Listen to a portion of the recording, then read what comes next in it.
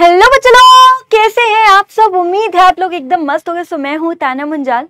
सो मेरे प्यारे प्यारे बच्चों आज हम एक नए चैप्टर से शुरुआत कर रहे हैं और इस चैप्टर का जो नेम है फटाफट से देख लीजिए। इस चैप्टर का नेम है आपका इंफ्रास्ट्रक्चर का चैप्टर का नेम है। सो ये जो चैप्टर है वो सीबीएसई के हिसाब से क्या है, डिलीटेड है चैप्टर, लेकिन CUET एग्जाम में ये वाला चैप्टर आपके सिलेबस में है और आपको बहुत ही अच्छे से ये वाला चैप्टर करना है, ठीक है। और मैं आपको बहुत ही बेहतरीन तरीके से चैप्टर करवाने वाली हूँ, प्रॉपर डिटेल्ड में ही आपको चैप्टर करवा रही हूँ, ठीक है जी। चलिए जी, तो शुरू करते हैं। चैप्टर का नाम क्या है, इंफ्रास्ट्रक्चर का चैप्टर है। फटाफट से एक बार देख लेते हैं भाई इस चैप्टर में हम कौन कौन से टॉपिक्स करने वाले। तो सबसे पहले समझेंगे भाई इंफ्रास्ट्रक्चर का मतलब क्या है, टाइप्स ऑफ इंफ्रास्ट्रक्चर करेंगे, इंपॉर्टेंस करेंगे, state of infrastructure in our country, ठीक है जी, ये वाला टॉपिक करेंगे। उसके बाद समझेंगे एनर्जी का टॉपिक, सोर्सेज ऑफ एनर्जी का टॉपिक, पावर का topic, emerging challenges in power station, ये टॉपिक करने वाले हैं, measures to meet the challenges, है ना, हेल्थ का topic, state of health infrastructure, 3 tiers of health care system, ISM, है ना, health as an emerging challenge, development if health after development of health after independence, women health, मतलब बहुत सारे topics हैं इस चैप्टर के अंदर भी और आपको बहुत ही अच्छे से इस चैप्टर को क्या करना है, कवर करना है, ठीक है जी। Rural urban, rich poor divide, medical tourism क्या है, फिर लास्ट में हम कुछ MCQs के क्वेश्चन तो डेफिनेटली करेंगे, ठीक है। चलिए जाइए। सो सबसे पहले समझते हैं मेरे बच्चे कि इंफ्रास्ट्रक्चर होता क्या है, व्हाट इज इंफ्रास्ट्रक्चर। तो सबसे पहले हम ये समझने वाले हैं कि इंफ्रास्ट्रक्चर क्या होता है। अब एक चीज देखिए यहाँ पे, आप अगर आपको यहाँ पे दिख पा रहा हो, अगर आपको यहाँ पे दिख पा रहे हो, है ना, देख रहे हो चकाचक सड़कें, बड़ी बड़ी बिल्डिंग्स, है ना, ये सारी क्या है, ये इंफ्रास्ट्रक्चर ही होता है ना। हमारे देश के इंफ्रास्ट्रक्चर की बात करी जा रही है, यानी जो रोड्स होती है, रेलवेज होगी, डैम्स हो गए, स्कूल्स हो गए, ब्रिजेस हो गए, हॉस्पिटल्स हो गए, है ना, कम्युनिकेशन, इंटरनेट हो गया, है ना, बैंक्स वगैरह हो गए, इंश्योरेंस कंपनी, सारे क्या है इंफ्रास्ट्रक्चर के अंदर ही आते हैं, राइट। तो ये क्या है, सारे इंफ्रास्ट्रक्चर अगर आप देख रहे हो, बड़ा ये ब्रिज वगैरह हो गया, है ना, बड़ी बड़ी बिल्डिंग्स होगी, मेट्रो वगैरह होगी, सारा क्या इंफ्रास्ट्रक्चर का ही पार्ट है ना। सो इंफ्रास्ट्रक्चर होता क्या है, ध्यान समझिए, मैं आपको यहाँ पे करवा रही हूँ, ध्यान समझना। तो हम क्या बात कर रहे हैं मेरे बच्चे, हम बात कर रहे हैं व्हाट इज इंफ्रास्ट्रक्चर, है ना, हम बात कर रहे हैं इंफ्रास्ट्रक्चर क्या होता है। सो बेसिकली इंफ्रास्ट्रक्चर जो हमने बात करी, road, railway, dam, school, bridges, hospital, है ना, या बैंक्स या इरिगेशन फैसिलिटीज वगैरह, या इंश्योरेंस कंपनी, कम्युनिकेशन, टेलीकम्युनिकेशन, ये सारी चीजें क्या है, सारी की सारी क्या है मेरे बच्चे, इंफ्रास्ट्रक्चर के अंदर आती है। सो इंफ्रास्ट्रक्चर जो है बेसिकली दो चीजों को इंक्लूड करता है, दो प्रकार का होता है इंफ्रास्ट्रक्चर। एक होता है इकोनॉमिक इंफ्रास्ट्रक्चर, याद रखिएगा, इंपॉर्टेंट है फॉर योर CUET एग्जाम, ये वाला टॉपिक MCQ के लिए ये वाला टॉपिक आ जाता है, ध्यान समझिएगा। सो इंफ्रास्ट्रक्चर दो प्रकार का होता है मेरे बच्चे, एक होता है इकोनॉमिक इंफ्रास्ट्रक्चर, ठीक है, एक होता है मेरे बच्चे इकोनॉमिक इंफ्रास्ट्रक्चर, ठीक है, इंफ्रास्ट्रक्चर है, और दूसरा होता है मेरे बच्चे सोशल इंफ्रास्ट्रक्चर। क्या होता है मेरे बच्चे, social infrastructure, social infrastructure, social infrastructure.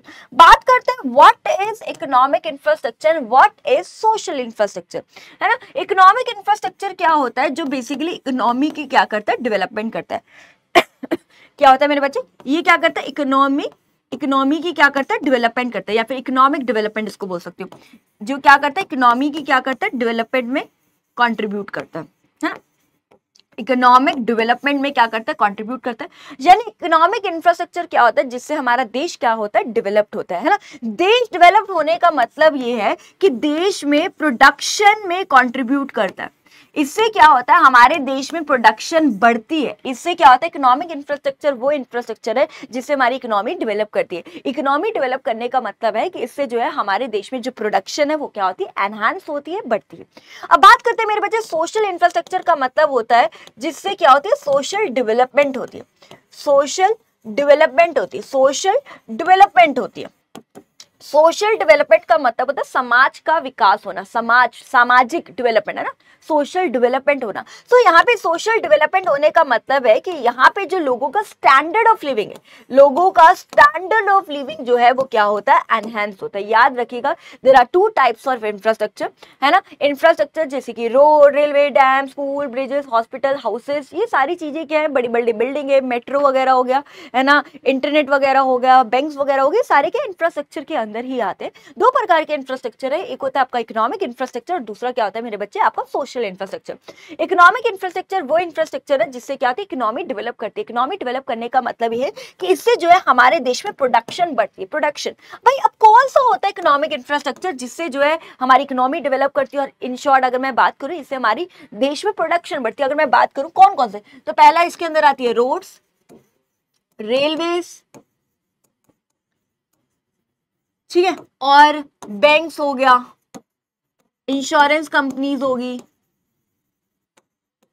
ठीक है, कम्युनिकेशन हो गया, इंटरनेट वगैरह कम्युनिकेशन हो गया, ठीक है, और इरिगेशन फैसिलिटीज होगी, इरिगेशन फैसिलिटी, बिजली होगी, है ना, इलेक्ट्रिसिटी वो भी इसी के अंदर आती है, बिजली, इलेक्ट्रिसिटी। तो अगर आप देख रहे हो कि ये सारे के सारे जो है इकोनॉमिक इंफ्रास्ट्रक्चर के अंदर आते हैं जिससे क्या होता है हमारे देश में प्रोडक्शन बढ़ती है। कैसे प्रोडक्शन बढ़ती है, अगर आप देखो मेरे बच्चे, अगर आप देखो रोड्स होंगी, अगर रोड्स है, सड़क है, तो ही मैं रॉ मटेरियल को मंगवा पाऊंगी, सड़कें है तो ही मैं रॉ मटेरियल्स को दूसरी जगह से जहां पे मेरी फैक्ट्री है वहां पे मैं मंगवा पाऊंगी और प्रोडक्शन कर पाऊंगी। रेलवेज है तो ही रॉ मटेरियल वगैरह को एक जगह से दूसरी जगह में मंगवा पाऊंगी, है ना, ताकि मैं प्रोडक्शन वगैरह कर पाऊं। बैंक्स है तो ही लोन वगैरह ले पाऊंगी, लोन है तो ही रॉ मटेरियल वगैरह मशीन वगैरह खरीद पाऊंगी और प्रोडक्शन कर पाऊंगी, है ना।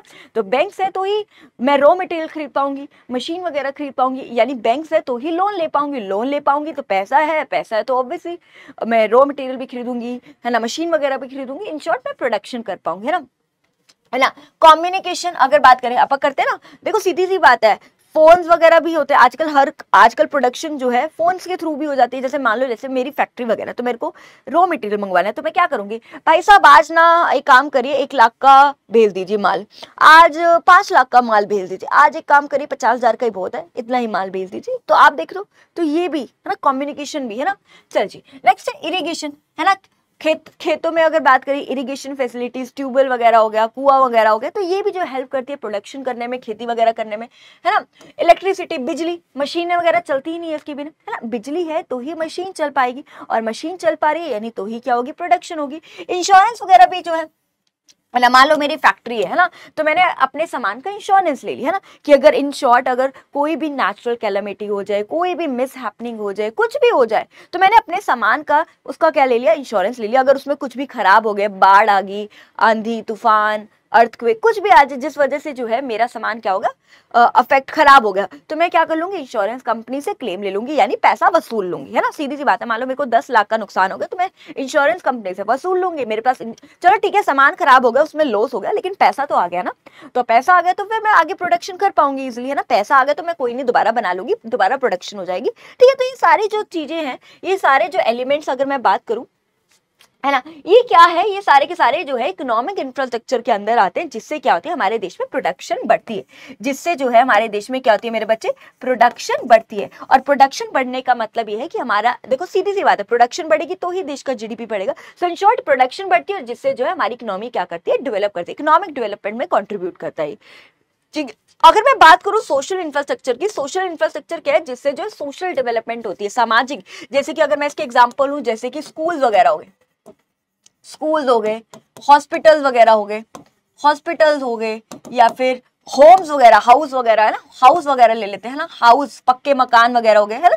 तो ये क्या है, सारे के सारे जो ये अगर मैं बात करूँ, ये सारे के सारे सोशल इंफ्रास्ट्रक्चर के अंदर आते हैं, जिससे जो है लोगों का स्टैंडर्ड ऑफ लिविंग बढ़ता है। खुद देखो, अगर एक बच्चा स्कूल जाएगा, अच्छी शिक्षा लेगा, पढ़ेगा लिखेगा, तो अच्छी नौकरी करेगा, अच्छी नौकरी करेगा, अच्छा पैसा कमाएगा, अच्छा पैसा कमाएगा तो उसको स्टैंडर्ड ऑफ लिविंग बढ़ेगा, है ना। वो अपने ऊपर खर्चेगा, हाई फाई रेस्टोरेंट जाएगा, मूवीज देखेगा, घूमने फिरने ट्रिप मारेगा, खुद के ऊपर खर्चा करेगा, ब्रांडेड कपड़े पहनेगा, ब्रांडेड शूज पहनेगा, यानी खुद के ऊपर खर्चा करेगा, खुद का स्टैंडर्ड ऑफ लिविंग को क्या करेगा, इंप्रूव करेगा, सीधी सी बात है। सो अगर एक स्कूल वगैरह क्या है, तो इससे जो है अगर मैं बात करूं, इससे लोगों का स्टैंडर्ड ऑफ लिविंग बढ़ता है। अगर पढ़ेगा लिखेगा, अच्छी नौकरी करेगा, अच्छा पैसा कमाएगा तो स्टैंडर्ड ऑफ लिविंग बढ़ेगा। दूसरा हॉस्पिटल्स होते हैं, देखो हॉस्पिटल्स है तो एक इंसान स्वस्थ रह पाएगा ना, शारीरिक है ना, मानसिक, है ना, तो स्वस्थ रह पाएगा, और स्वस्थ रह पाएगा तो देश के लिए तो कुछ कंट्रीब्यूट करेगा ही करेगा, है ना, सीधी सी बात है, देश में प्रोडक्शन में, मतलब एक नॉर्मल सी बात है, देश के लिए तो कुछ कंट्रीब्यूट करेगा ही करेगा। खुद सोचो ना, एक इंसान अगर स्वस्थ है तो ऑब्वियसली उसका स्टैंडर्ड ऑफ लिविंग बढ़ेगा, है ना, वो खुश रहेगा, एक्टिव रहेगा, है ना, समझ पा रहे हो क्या बात कर रही हो? एक खुद बताइए, एक तरफ वो इंसान जो बिल्कुल मरा हुआ, बीमार, और एक तरफ वो इंसान जो स्वस्थ है, हेल्दी है, किसका स्टैंडर्ड ऑफ लिविंग ज्यादा अच्छा है? वो कौन अपनी जिंदगी को अच्छे से जिएगा, किसकी क्वालिटी ऑफ लाइफ ज्यादा इंप्रूव रहेगी, कौन अपनी लाइफ को बहुत अच्छे से, है ना, समझ रहे, कौन अच्छे से जी पाएगा? तो ऑब्वियसली जो स्वस्थ इंसान है। तो वही हॉस्पिटल्स वगैरह भी जो है लोगों का स्टैंडर्ड ऑफ लिविंग बढ़ाते हैं, पक्के मकान वगैरह भी, एक कहते हैं ना, आप अभी मेरे पास इतना बड़ा घर है, मतलब वो भी जो है लोगों का स्टैंडर्ड ऑफ लिविंग को, एक क्वालिटी ऑफ लाइफ को जो है इंप्रूव करता है ना। तो ये सारे के सारे अगर मैं बात करूं तो सोशल इंफ्रास्ट्रक्चर के अंदर आते हैं, जिससे जो है लोगों का स्टैंडर्ड ऑफ लिविंग बढ़ता है। और स्टैंडर्ड ऑफ लिविंग बढ़ने का मतलब क्या है कि एक तरह से सोशल डेवलपमेंट होती है ना, सोशल डेवलपमेंट होती है। सो वही बात करिए मेरे बच्चे, तो आप देख पा रहे हो इंफ्रास्ट्रक्चर क्या होता है। इंफ्रास्ट्रक्चर दो प्रकार का होता है, एक होता है इकोनॉमिक इंफ्रास्ट्रक्चर और एक होता है मेरे बच्चे सोशल इंफ्रास्ट्रक्चर। इकोनॉमिक इंफ्रास्ट्रक्चर क्या है? जिससे इकोनॉमिक डेवलपमेंट होती है, और सोशल इंफ्रास्ट्रक्चर क्या है? जिससे सोशल डेवलपमेंट होती है। तो यही डेफिनेशन होती है मेरे बच्चे इंफ्रास्ट्रक्चर की। अब डेफिनेशन पे आओ, अब डेफिनेशन पे।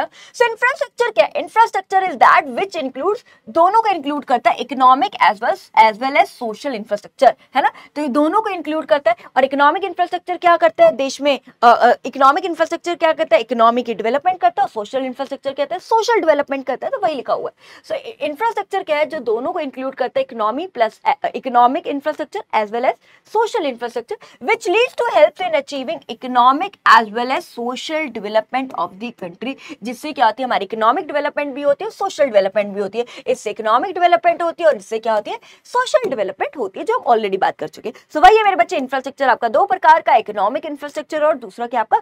Social infrastructure. अब इन दोनों के बीच में मैं आपको एक प्रॉपर डिफरेंस करा देती हूँ, जो जनरली आपके एमसीक्यू के लिए आ सकता है, आपको पता होना चाहिए। वैसे हमने कर लिया है, वैसे हमने इन दोनों का जो है डिफरेंस बहुत अच्छे से यहाँ कर लिया।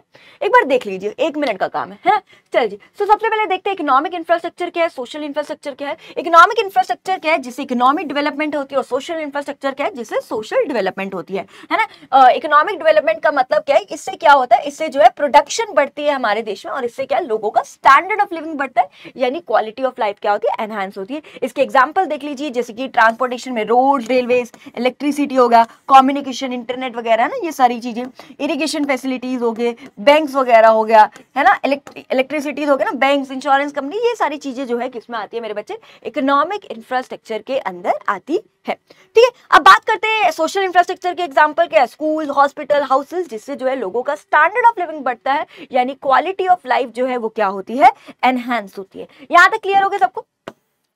चलिए, अब बात करते हैं मेरे बच्चे, कुछ इंपॉर्टेंस की बात करते हैं कि इंफ्रास्ट्रक्चर अगर हमारे देश का बढ़ेगा, है ना, अगर हम अपने देश में ज्यादा से ज्यादा road, railway, dam, school, bridges, hospitals, है ना, अगर मैं और बात करूं, बैंक्स वगैरह खुले, इंटरनेट, कम्युनिकेशन डेवलप हो हमारे देश में, तो इससे जो है हमारे देश को क्या फायदा होगा, है ना। इंपॉर्टेंस की हम बात करें तो सबसे पहला क्या फायदा होगा? हमने ऑलरेडी बात करी है कि देश में क्या होगी? प्रोडक्शन बढ़ेगी। सीधी सी बात है। देखो, आपको लिखना नहीं है ना, आपको ये वाला जो चैप्टर है लिखना नहीं है, बोर्ड एग्जाम तो है नहीं। अगर मैं सीबीएसई वाले बच्चों के पॉइंट ऑफ व्यू से बात करूं, आपको एग्जाम में लिखना नहीं है, आपको बस अपने कंसेप्ट को क्लियर करना है कि अगर एमसीक्यू में कैसा भी क्वेश्चन आ जाए तो आपके कंसेप्ट इतने अच्छे क्लियर हो कि आपको किसी भी तरीके के क्वेश्चन को अटेम्प्ट करने में दिक्कत ना आए, कंफ्यूजन ना हो। तो अपने कंसेप्ट पे फोकस करना है आपको, है ना, समझने पे फोकस करना है।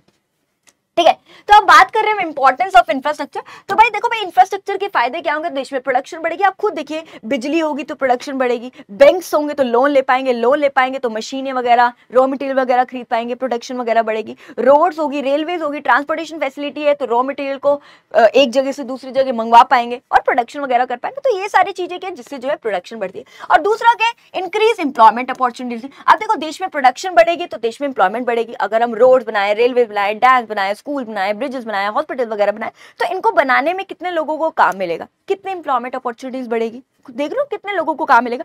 चलो ये तो तब हो गया बनाने पे कितने लोगों को काम मिलेगा। अब बन गया, स्कूल्स बन गए, तो स्कूल्स में कितनी वैकेंसीज निकलेगी, पोस्ट निकलेगी टीचर्स की, हॉस्पिटल्स में कितनी वैकेंसियां निकलेगी, डॉक्टरों की कितनी वैकेंसियां निकलेगी, इलेक्ट्रिसिटी डिपार्टमेंट में कितनी वैकेंसियां निकलेगी। समझ लो क्या बात करी जा रही है। तो इससे कितने लोगों को काम मिलेगा, है ना, और काम मिलेगा तो एक तरह से लोगों का स्टैंडर्ड ऑफ लिविंग भी बढ़ेगा, है ना, मानते हो। आप ऐसे भी बोल सकते हो स्टैंडर्ड ऑफ लिविंग बढ़ेगा। और दूसरा आपको पता ही है कि जो सोशल इंफ्रास्ट्रक्चर है ना, जैसे कि स्कूल हो गए, हॉस्पिटल्स हो गए, या फिर हाउसेज वगैरह हो गए, इससे लोगों का स्टैंडर्ड ऑफ लिविंग बढ़ता है, यानी क्वालिटी ऑफ लाइफ क्या होती है, एनहांस होती है, right. Next, economic as well as social development होगी। देखो सीधी सी बात है, तो आसान है ना। इकोनॉमिक इंफ्रास्ट्रक्चर से क्या होगा, इकोनॉमिक डेवलपमेंट होगी, सोशल इंफ्रास्ट्रक्चर से क्या होगा, सोशल डेवलपमेंट होगी हमारे देश में। नेक्स्ट है इंड्यूसेस इन्वेस्टमेंट, एफडीआई बढ़ेगी। अब एक बात बताओ, जिस देश का इंफ्रास्ट्रक्चर बहुत अच्छा है ना, चकाचक सड़कें हैं, रोड, रेलवे, डैम्स, स्कूल्स हैं अच्छे अच्छे, ब्रिजेस, हॉस्पिटल्स बहुत अच्छे अच्छे हैं, जहाँ का कम्युनिकेशन अच्छा है, बैंक्स वगैरह है, इरिगेशन फैसिलिटीज, बिजली है, इलेक्ट्रिसिटी, मतलब जिस देश का इंफ्रास्ट्रक्चर अच्छा है उस देश में जो बाहर के लोग हैं, जो बाहर के फॉरेन के जो लोग हैं, वो ज्यादा इन्वेस्ट करेंगे। देखो सीधी सी बात है। अब आप खुद सोचो, जिस देश का इंफ्रास्ट्रक्चर ज्यादा है, मान लो एग्जाम्पल लेती हूँ, भारत का इंफ्रास्ट्रक्चर बहुत इंप्रूव हो रहा है, तो बाहर के जो इन्वेस्टर्स है वो हमारे देश में क्या करेंगे, इन्वेस्ट करेंगे, यानी हमारे देश में इन्वेस्टमेंट बढ़ेगी, फॉरेन इन्वेस्टमेंट बढ़ेगी, एफडीआई की फॉर्म में ज्यादा पैसा आएगा। सीधी सी बात है, मानते हो कि नहीं मानते, आप खुद बताओ।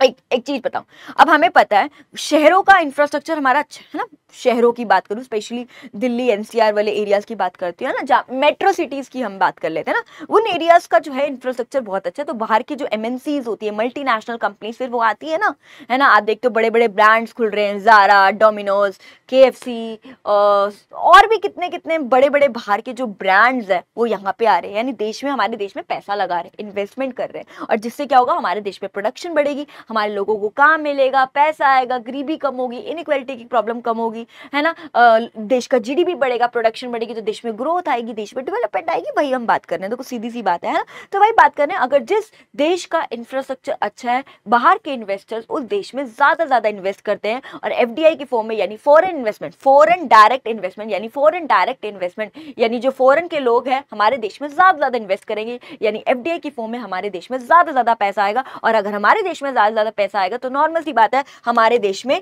प्रोडक्शन बढ़ेगी तो देश का जीडीपी बढ़ेगा, और जीडीपी बढ़ेगा तो हमारी इकोनॉमी क्या करेगी, ग्रोथ एंड डेवलप करेगी। क्या करेगी, ग्रोथ एंड डेवलप करेगी। मानते हो।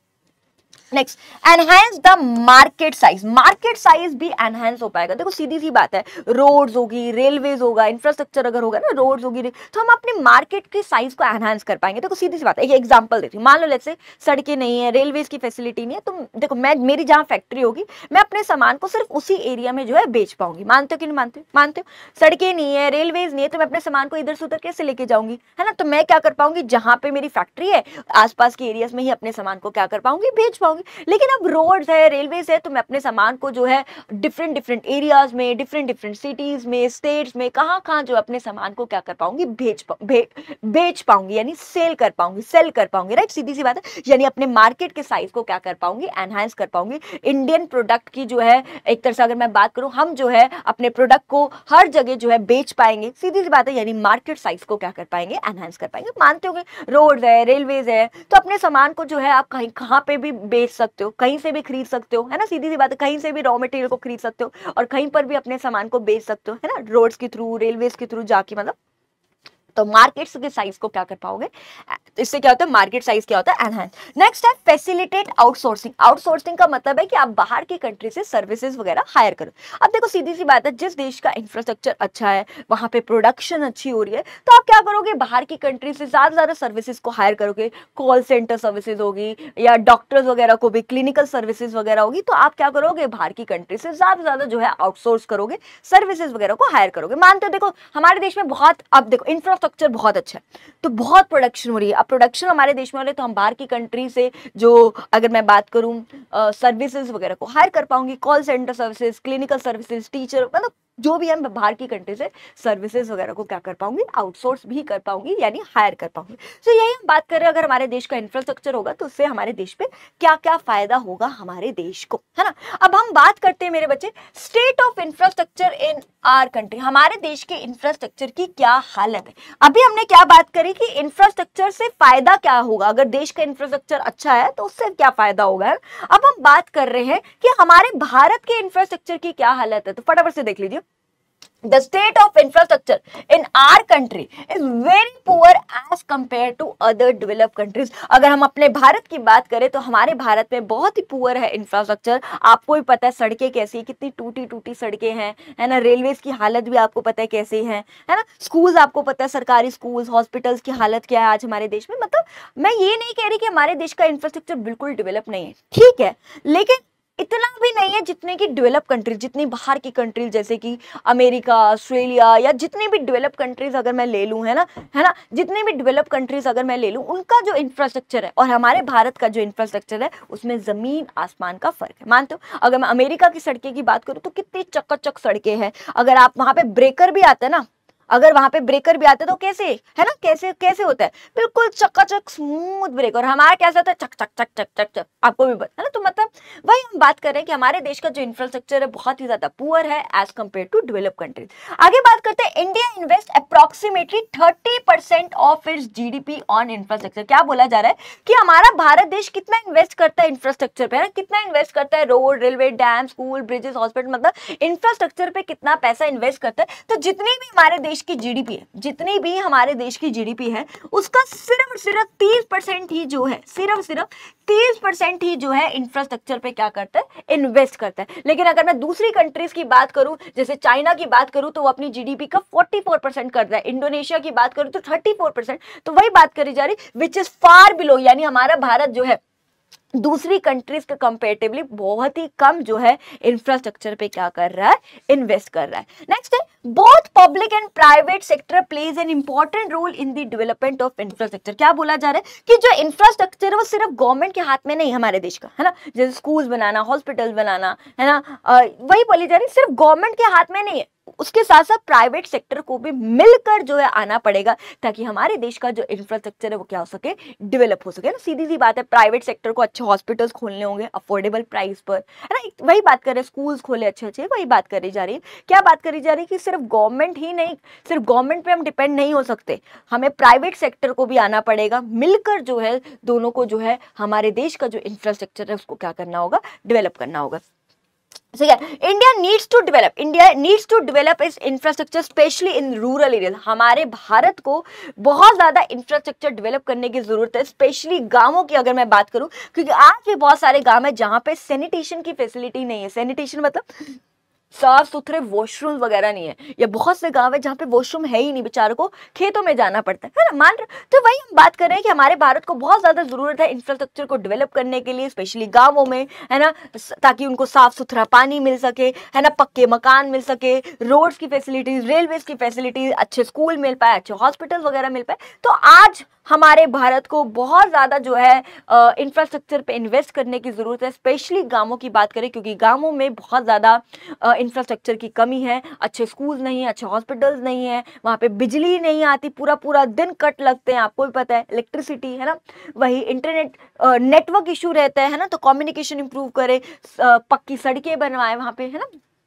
तो ये सारी चीजें जो है गांवों में बहुत ज्यादा जरूरी है, इंफ्रास्ट्रक्चर को डेवलप करना बहुत ज्यादा जरूरी है। So India needs to boost its investment on infrastructure. इसलिए हमारे भारत को अपनी इन्वेस्टमेंट को बढ़ाना होगा इंफ्रास्ट्रक्चर पर, है ना। हमारे भारत को ज्यादा से ज्यादा जो है इंफ्रास्ट्रक्चर पे इन्वेस्ट करना होगा, ताकि ज्यादा से ज्यादा जो है हमारे देश में अच्छी अच्छी सड़कें, road, railway, dam, school, bridges, hospital, electricity develop हो, है ना, इलेक्ट्रिसिटी हमारे देश में ज्यादा ज्यादा जनरेट हो, इरिगेशन फैसिलिटीज हमारे देश में इंप्रूव हो, है ना। ये सारी चीजें पे हमारे देश को जो है खर्च करना होगा, है ना, सीधी सी बात है। चलिए जी, अब हमारा इंफ्रास्ट्रक्चर का टॉपिक हो गया डन। अब हमारे एनर्जी के टॉपिक पे, ठीक है, चल ध्यान से समझते हैं, ठीक है। सो एनर्जी की हम बात कर रहे हैं, तो सोर्सेज ऑफ एनर्जी की बात करते हैं। तो क्या क्या सोर्सेज है एनर्जी के, तो बेसिकली मेरे बच्चे यहाँ पे दो सोर्सेज ऑफ एनर्जी की बात करी जा रही है। एक है कमर्शियल एनर्जी क्या होता है, दूसरा क्या होता है मेरे बच्चे नॉन कमर्शियल एनर्जी क्या होता है। वैसे मेरे बच्चे आगे हम बात करने वाले कन्वेंशनल सोर्स ऑफ एनर्जी क्या होता है और non conventional source of energy क्या होता है। ठीक है,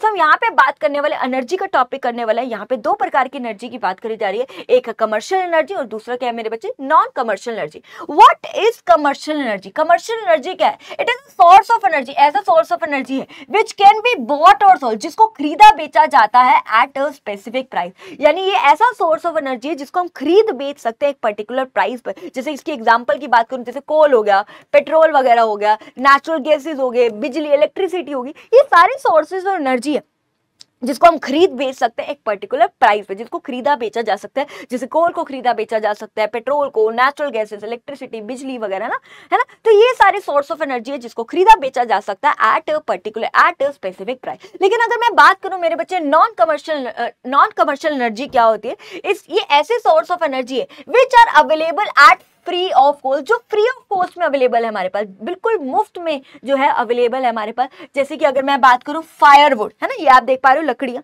फायरवुड, है ना।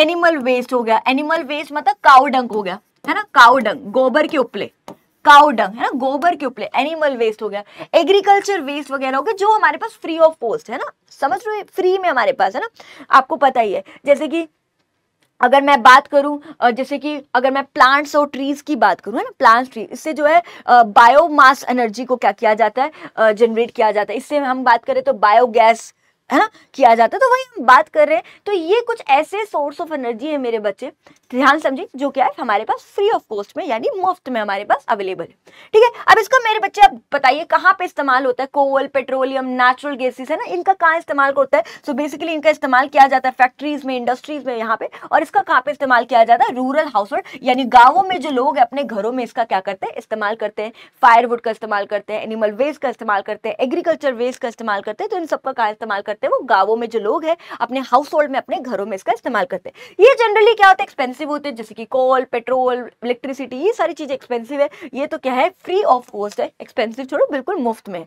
तो आपको बेटा इसको याद कैसे करना है, आपको सिर्फ एग्जांपल्स याद करने हैं कि कमर्शियल का क्या एग्जांपल और इसका क्या एग्जांपल। एग्जांपल से आप अपने आप बता दो कि किसको खरीदा बेचा जाता है एट अ पर्टिकुलर प्राइस। देखो कोल वगैरह को खरीद बेच सकते हैं, है ना, ऑब्वियसली एक्सपेंसिव रहते हैं ये, और फैक्ट्रीज इंडस्ट्रीज में इसका इस्तेमाल किया जाता है ना, कोल का इस्तेमाल किया जाता है इलेक्ट्रिसिटी को जनरेट करने में, है ना, थर्मल पावर प्लांट्स में इसका यूज किया जाता है, वही इंडस्ट्रीज फैक्ट्रीज में इस्तेमाल किया जाता है। जैसे इसका एग्जांपल क्या है, ये क्या है, बिल्कुल फ्री ऑफ कॉस्ट है, गांवों में लोग अपने घरों में इस्तेमाल करते हैं, वही सारी चीजें, तो आप इजीली इसको याद कर पाओगे।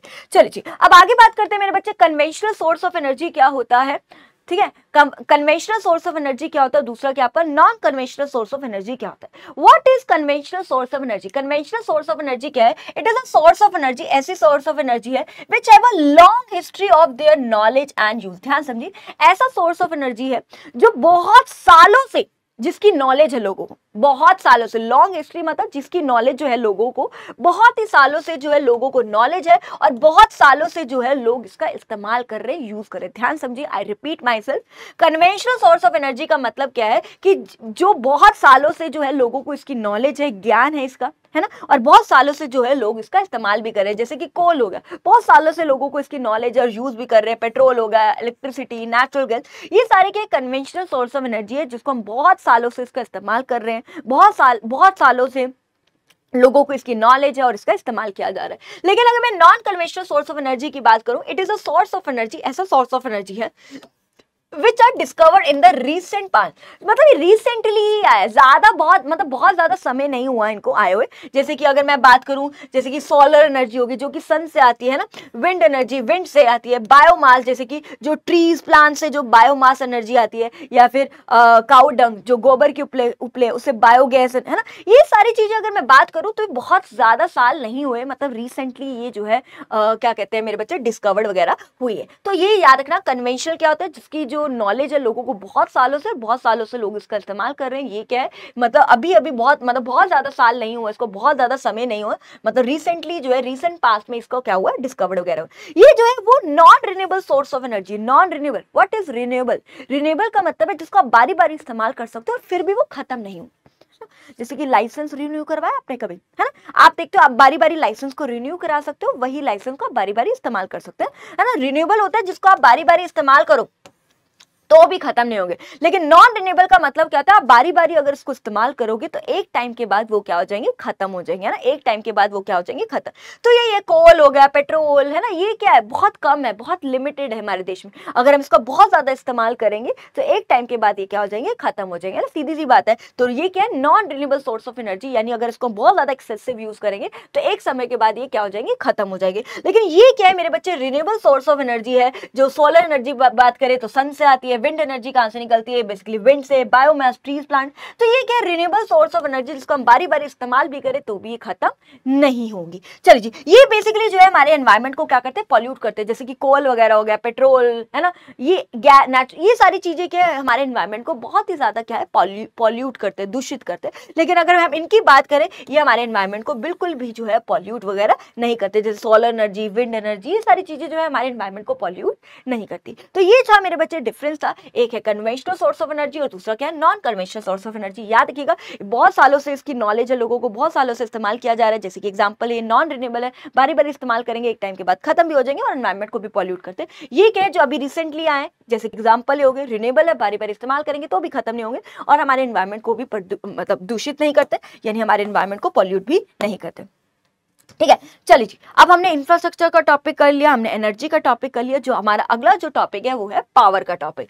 पावर का मतलब होता है इलेक्ट्रिसिटी। अब हम इलेक्ट्रिसिटी के बारे में बात कर रहे हैं, पावर के बारे में हम बात कर रहे हैं। अब देखिए, डिफरेंट सोर्सेज है पावर जनरेशन के, यानी हमारे देश में जो बिजली जनरेट होती है उसके बहुत सारे जो है सोर्सेज है, डिफरेंट सोर्सेज है, जिससे जो है हमारे देश में इलेक्ट्रिसिटी का जनरेशन होता है। सबसे पहले अगर मैं बात करूं थर्मल पावर से, दूसरा आपका हाइड्रो एंड विंड पावर और तीसरा क्या आपका न्यूक्लियर पावर, है ना। थर्मल पावर का मतलब क्या होता है, जहां पे जो इलेक्ट्रिसिटी का जो जनरेशन, अगर आप ये देख पा रहे हो थर्मल पावर, है ना, ये थर्मल पावर प्लांट्स होते हैं ना, यहां पे जो इलेक्ट्रिसिटी को जनरेट किया जाता है with the use of coal, coal का इस्तेमाल करके, है ना। यहां पे जो पावर का मतलब होता है इलेक्ट्रिसिटी को, बिजली को, है ना, जनरेट किया जाता है थ्रू कोल, कोल का इस्तेमाल करके, ऑयल का, नेचुरल गैसेस, इन सब का इस्तेमाल करके जो है इलेक्ट्रिसिटी को क्या किया जाता है, जनरेट किया जाता है। और हमारे भारत में अगर भारत की बात करी जाए तो 70% जो बिजली है वो थर्मल पावर प्लांट से जो है जनरेट करी जा रही है। 70% मतलब मेजॉरिटी ऑफ बिजली कहां से जनरेट हो रही है हमारे देश में, थर्मल पावर प्लांट से जो है जनरेट कर रही है। और ये हमारे एनवायरमेंट को बहुत ज्यादा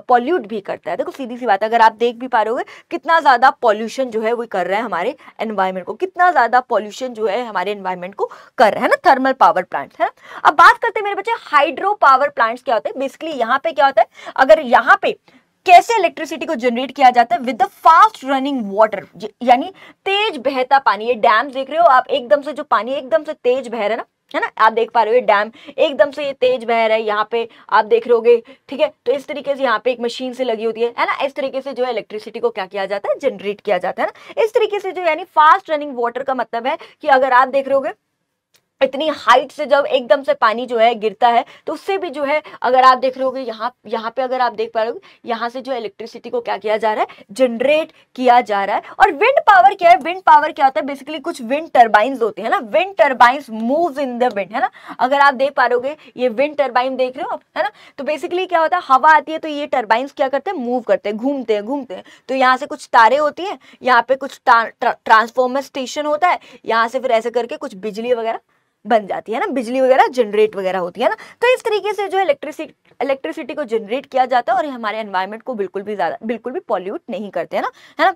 चलिए जी, अगर मैं बात करूं 28% जो है बिजली जो है इनके थ्रू जो है बन रही है, 28% ना, याद रखना। थर्मल पावर से 70% जो बिजली है वो थर्मल पावर प्लांट्स का इस्तेमाल करके बन रही है और 28% जो बिजली है वो हाइड्रो या फिर विंड पावर प्लांट्स का इस्तेमाल करके बन रही है। हाइड्रो मतलब जो एकदम से पानी गिरता है ना, fast running water. Wind power मतलब जो विंड टर्बाइन मूव करते हैं तो उससे भी जो है इलेक्ट्रिसिटी वगैरह जनरेट होती है। नेक्स्ट है मेरे बच्चे न्यूक्लियर पावर प्लांट्स क्या होते हैं। यहाँ पे इलेक्ट्रिसिटी को कैसे जनरेट किया जाता है, यहाँ पे किया जाता है थ्रू रेडियो एक्टिव एलिमेंट्स का इस्तेमाल किया जाता है। रेडियो एक्टिव एलिमेंट्स मतलब यूरेनियम हो गए, थोरियम हो गए, यानी इनका इस्तेमाल करके जो है इलेक्ट्रिसिटी को क्या किया जाता है, जनरेट किया जाता है। और बहुत ही कम इलेक्ट्रिसिटी जनरेट की जाती है इन थर्मल पावर प्लांट से, सिर्फ 2% जो है इलेक्ट्रिसिटी को जनरेट किया जाता है with the use of nuclear power plant. तो सबसे ज्यादा मेजोरिटी की बात करें तो सबसे ज्यादा बिजली कहां से जनरेट की जाती है, थर्मल पावर प्लांट से, फिर हाइड्रो या फिर विंड, और दूसरा क्या आपका न्यूक्लियर। मतलब इवन इलेक्ट्रिसिटी को वहां से भी जनरेट किया जाता है सोलर पावर प्लांट से, है ना, सन का इस्तेमाल करके भी इलेक्ट्रिसिटी को,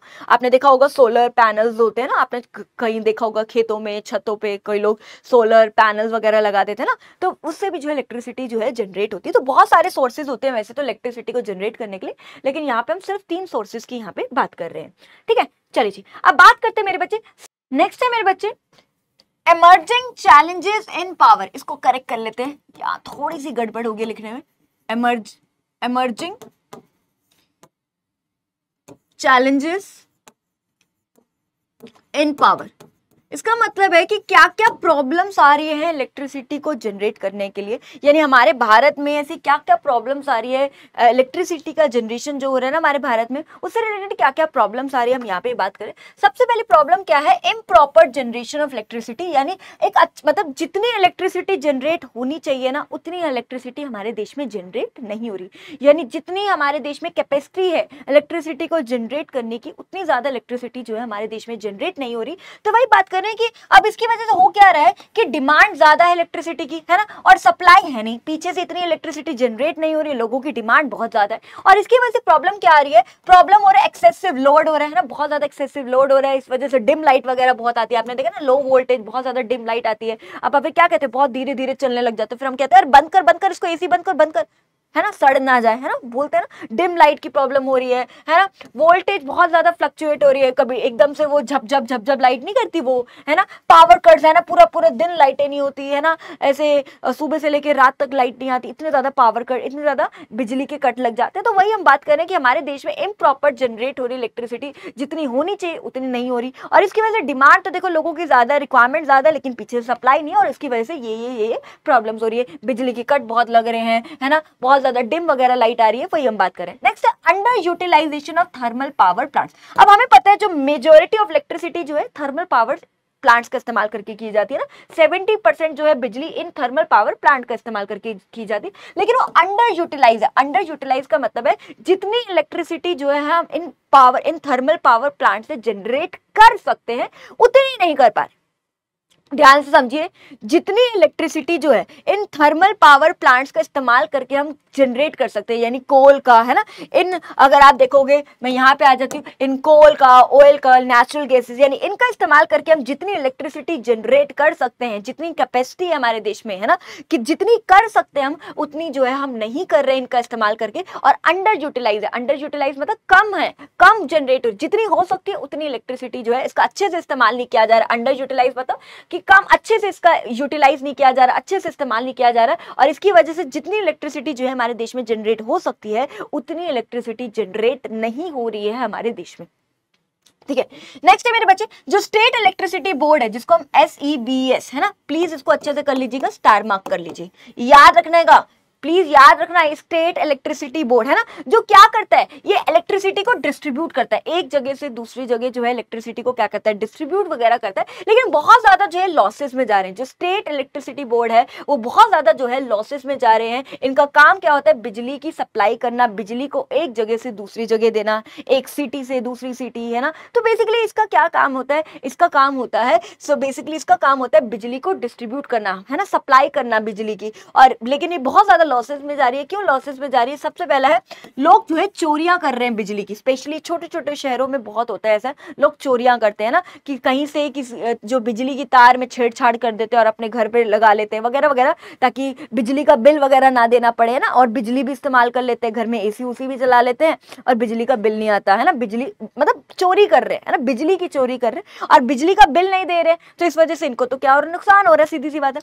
नेक्स्ट है loss of electricity during the course of transmission. अब ये जो है स्टेट इलेक्ट्रिसिटी बोर्ड क्या करते हैं, बिजली को ट्रांसफर करते हैं एक जगह से दूसरी जगह, है ना, एक जगह से दूसरी जगह। तो जब ट्रांसफर की जाती है तो रास्ते में ही बहुत ज्यादा जो बिजली है वो बहुत ज्यादा लॉस हो जाती है। जैसे ट्रांसमिशन होता है ना बिजली का, एक जगह से दूसरी जगह, मान लो एक जगह से दूसरी जगह जब बिजली को ट्रांसफर किया जाता है तो बहुत ज्यादा जो है वो वेस्ट हो जाती है, रास्ते में ही जो बिजली है बहुत ज्यादा क्या हो जाती है, वेस्ट हो जाती है, लॉस हो जाना। सो लॉस हो जाती है electricity during the course of transmission, यानी जब उसको ट्रांसफर किया जाता है ट्रांसमिशन के प्रोसेस में, है ना।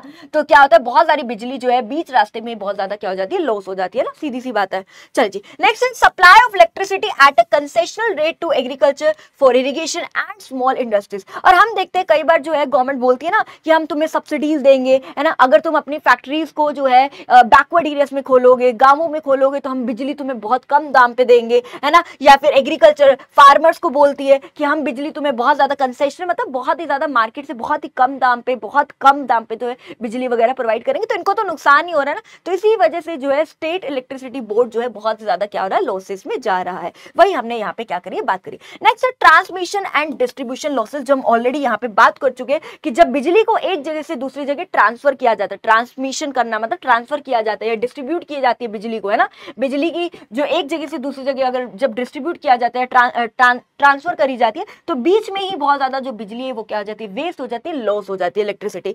Shortage of raw material and coal supplies, हमारे देश में देखो मेजॉरिटी ऑफ बिजली कहां से जनरेट की जाती है, थर्मल पावर प्लांट से, जहां पे कोल वगैरह का इस्तेमाल किया जाता है, ऑयल का, है ना। अगर आप दोबारा से देख लीजिए किन किन का इस्तेमाल किया जाता है इलेक्ट्रिसिटी को जनरेट करने में, कोल, ऑयल, नेचुरल गैसेस, है ना। ये जो रॉ मटेरियल्स है इनकी भी बहुत ज्यादा शॉर्टेज है हमारे देश में, स्पेशली अगर मैं कोल की बात करूं तो बहुत ज्यादा शॉर्टेज है। अगर आपने देखा होगा बीच में आई गेस हो गए 2-1 साल, कुछ टाइम पहले की ही बात है, आपने देखा था कि हमारे देश में कोल की इतनी शॉर्टेज हो गई थी, रेलवेज बंद हो गई थी, इलेक्ट्रिसिटी की पूरा पूरा दिन कट लगने लग गए थे, मतलब इतनी ज्यादा शॉर्टेज हो गई थी हमारे देश में कोल की कि हमें बाहर की हमारे देश की जो सरकार है ना, उनको बाहर की कंट्री से क्या करना पड़ा था, इंपोर्ट करना पड़ा था कोल को, यानी बाहर की कंट्री से खरीदना पड़ा था कोल। यानी वही हमने बात करी है कि हमारे देश में बहुत ज्यादा जो है रॉ मटेरियल्स की, कोल की इतनी ज्यादा शॉर्टेज है ना, सीधी सी बात है। और यही कारण है कि हमारे देश में इतनी इलेक्ट्रिसिटी जनरेट नहीं हो रही जितनी हो सकती है हमारे देश में बिजली, है ना। चलिए जी,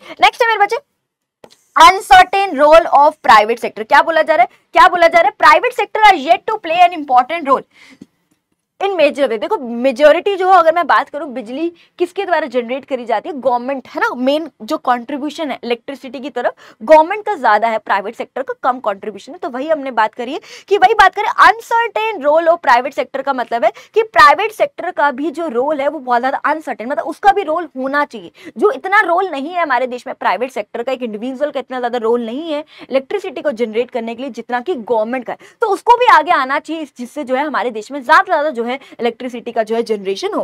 next, public unrest due to high power tariffs and prolonged cuts. क्या बोला जा रहा है कि हमारे देश की जो जनता है बहुत ज्यादा अनरेस्ट, मतलब बहुत परेशान हो जाती है। क्यों? कि इतनी ज्यादा हाई पावर टैरिफ, मतलब अब बिजली पे इतने ज्यादा टैक्सेस लग रहे हैं। टैरिफ का मतलब होता है टैक्सेस, इतनी ज्यादा पावर मतलब बिजली, टैरिफ मतलब टैक्सेस, बिजली पे इतने हाई टैक्सेस लग रहे हैं कि बिजली इतनी महंगी हो गई है। आप देखते हो ना, आप कहते हैं ना कि क्या यूनिट है बिजली की, है ना, 12 रुपए यूनिट है या कितने रुपए यूनिट है ना, सीधी सी बात है, 8 रुपए यूनिट है, 10 रुपए यूनिट है, हर जगह के आप देखते हो ना। तो इतने ज्यादा टैक्स लग रहे हैं बिजली पे, इतनी महंगी हो रही है बिजली, है ना। आप कहते हैं ना कितना एसी का बिल आता है, कितनी महंगी हो रही है बिजली, है ना।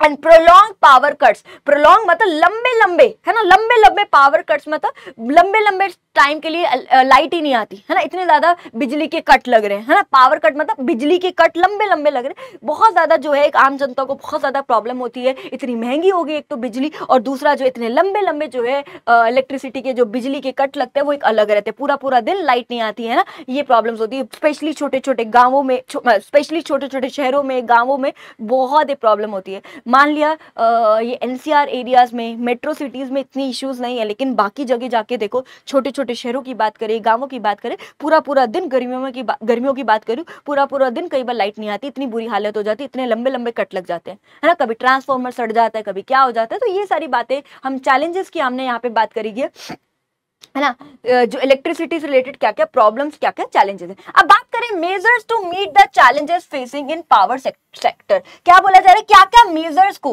है ना, क्या क्या मेजर्स होने चाहिए ताकि ये जो प्रॉब्लम आ रही है इलेक्ट्रिसिटी से रिलेटेड उससे हम बाहर निकल पाए। मतलब क्या क्या मेजर्स, क्या क्या करना चाहिए, क्या क्या इनिशिएटिव लेना चाहिए, है ना, हमारे देश की सरकार को, ताकि हमारे देश में ज्यादा जो है इलेक्ट्रिसिटी जो है जनरेट हो। तो वही बात करें, सबसे पहले क्या, इंक्रीज करे प्रोडक्शन कैपेसिटी को अपनी, है ना, ज्यादा से ज्यादा इलेक्ट्रिसिटी को जनरेट करे डिफरेंट सोर्सेज से, है ना, थर्मल पावर प्लांट से भी, चाहे वो बहुत सारे सोर्सेज है, सोलर सोलर पावर प्लांट्स का इस्तेमाल करें, है ना, विंड एनर्जी हो गया, है ना, हाइड्रो पावर प्लांट, मतलब इन सारे बहुत सारे तरीके हैं इलेक्ट्रिसिटी को जनरेट करने के लिए। हर तरीके से जो है इलेक्ट्रिसिटी को जनरेट करें ताकि ज़्यादा से ज़्यादा जो है इलेक्ट्रिसिटी का जो जनरेशन है, यानी ज़्यादा से ज़्यादा जो इलेक्ट्रिसिटी है वो हमारे देश में क्या हो, प्रोड्यूस हो, है ना, ज़्यादा से ज़्यादा electricity produce.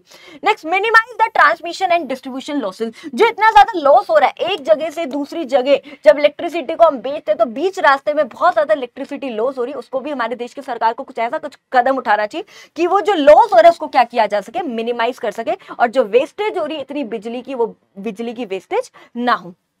Next, improve the supply of inputs like coal. क्या बोला जा रहा है कि हमारे देश में जो कोल वगैरह या जितने भी इनपुट्स वगैरह चाहिए होते हैं ना, हमारे देश में जितने भी इनपुट्स चाहिए, जैसे कि अगर मैं थर्मल पावर प्लांट्स की बात करूं, वहां पे किन किन का, कोल का, ऑयल का, नेचुरल गैस, इन सब रॉ मटेरियल्स का इस्तेमाल किया जाता है, इन सब इनपुट्स का इस्तेमाल किया जा रहा है। तो हमारे देश में उसकी सप्लाई को बढ़ाए ताकि हम ज्यादा से ज्यादा जो है इलेक्ट्रिसिटी को क्या कर सके, जनरेट कर सकते। तो भाई बात करें इंप्रूव करें, ज्यादा से ज्यादा जो है हमारे देश में कोल वगैरह हो, है ना, ये सारी चीजें हो, इनपुट्स हो, ताकि हम ज्यादा से ज्यादा जो है इलेक्ट्रिसिटी को क्या कर सके, हमारे देश में जनरेट कर सके। Next point is encourage privatisation. ये अगला पॉइंट है, ये अलग अलग आप लिख सकते हो। एनकरेज प्राइवेटाइजेशन का मतलब ये है कि हमारे देश की सरकार देखो अकेले नहीं कर सकती कुछ भी, तो प्राइवेट सेक्टर को भी इनकरेज करना चाहिए कि वो भी आगे आए, है ना, ताकि दोनों मिलकर, ताकि हमारे देश की गवर्नमेंट भी और प्राइवेट सेक्टर भी दोनों मिलकर चले और ज्यादा से ज्यादा जो है हमारे देश में जो है इलेक्ट्रिसिटी का क्या हो, जनरेशन हो। नेक्स्ट है एफडीआई इन पावर जनरेशन। क्या बोल रहे हैं कि बाहर के इन्वेस्टर्स भी जो है अगर हमारे देश में ज्यादा से ज्यादा इन्वेस्ट करें एफडीआई की फॉर्म में, जब हमारे देश में ज्यादा से ज्यादा पैसा आएगा,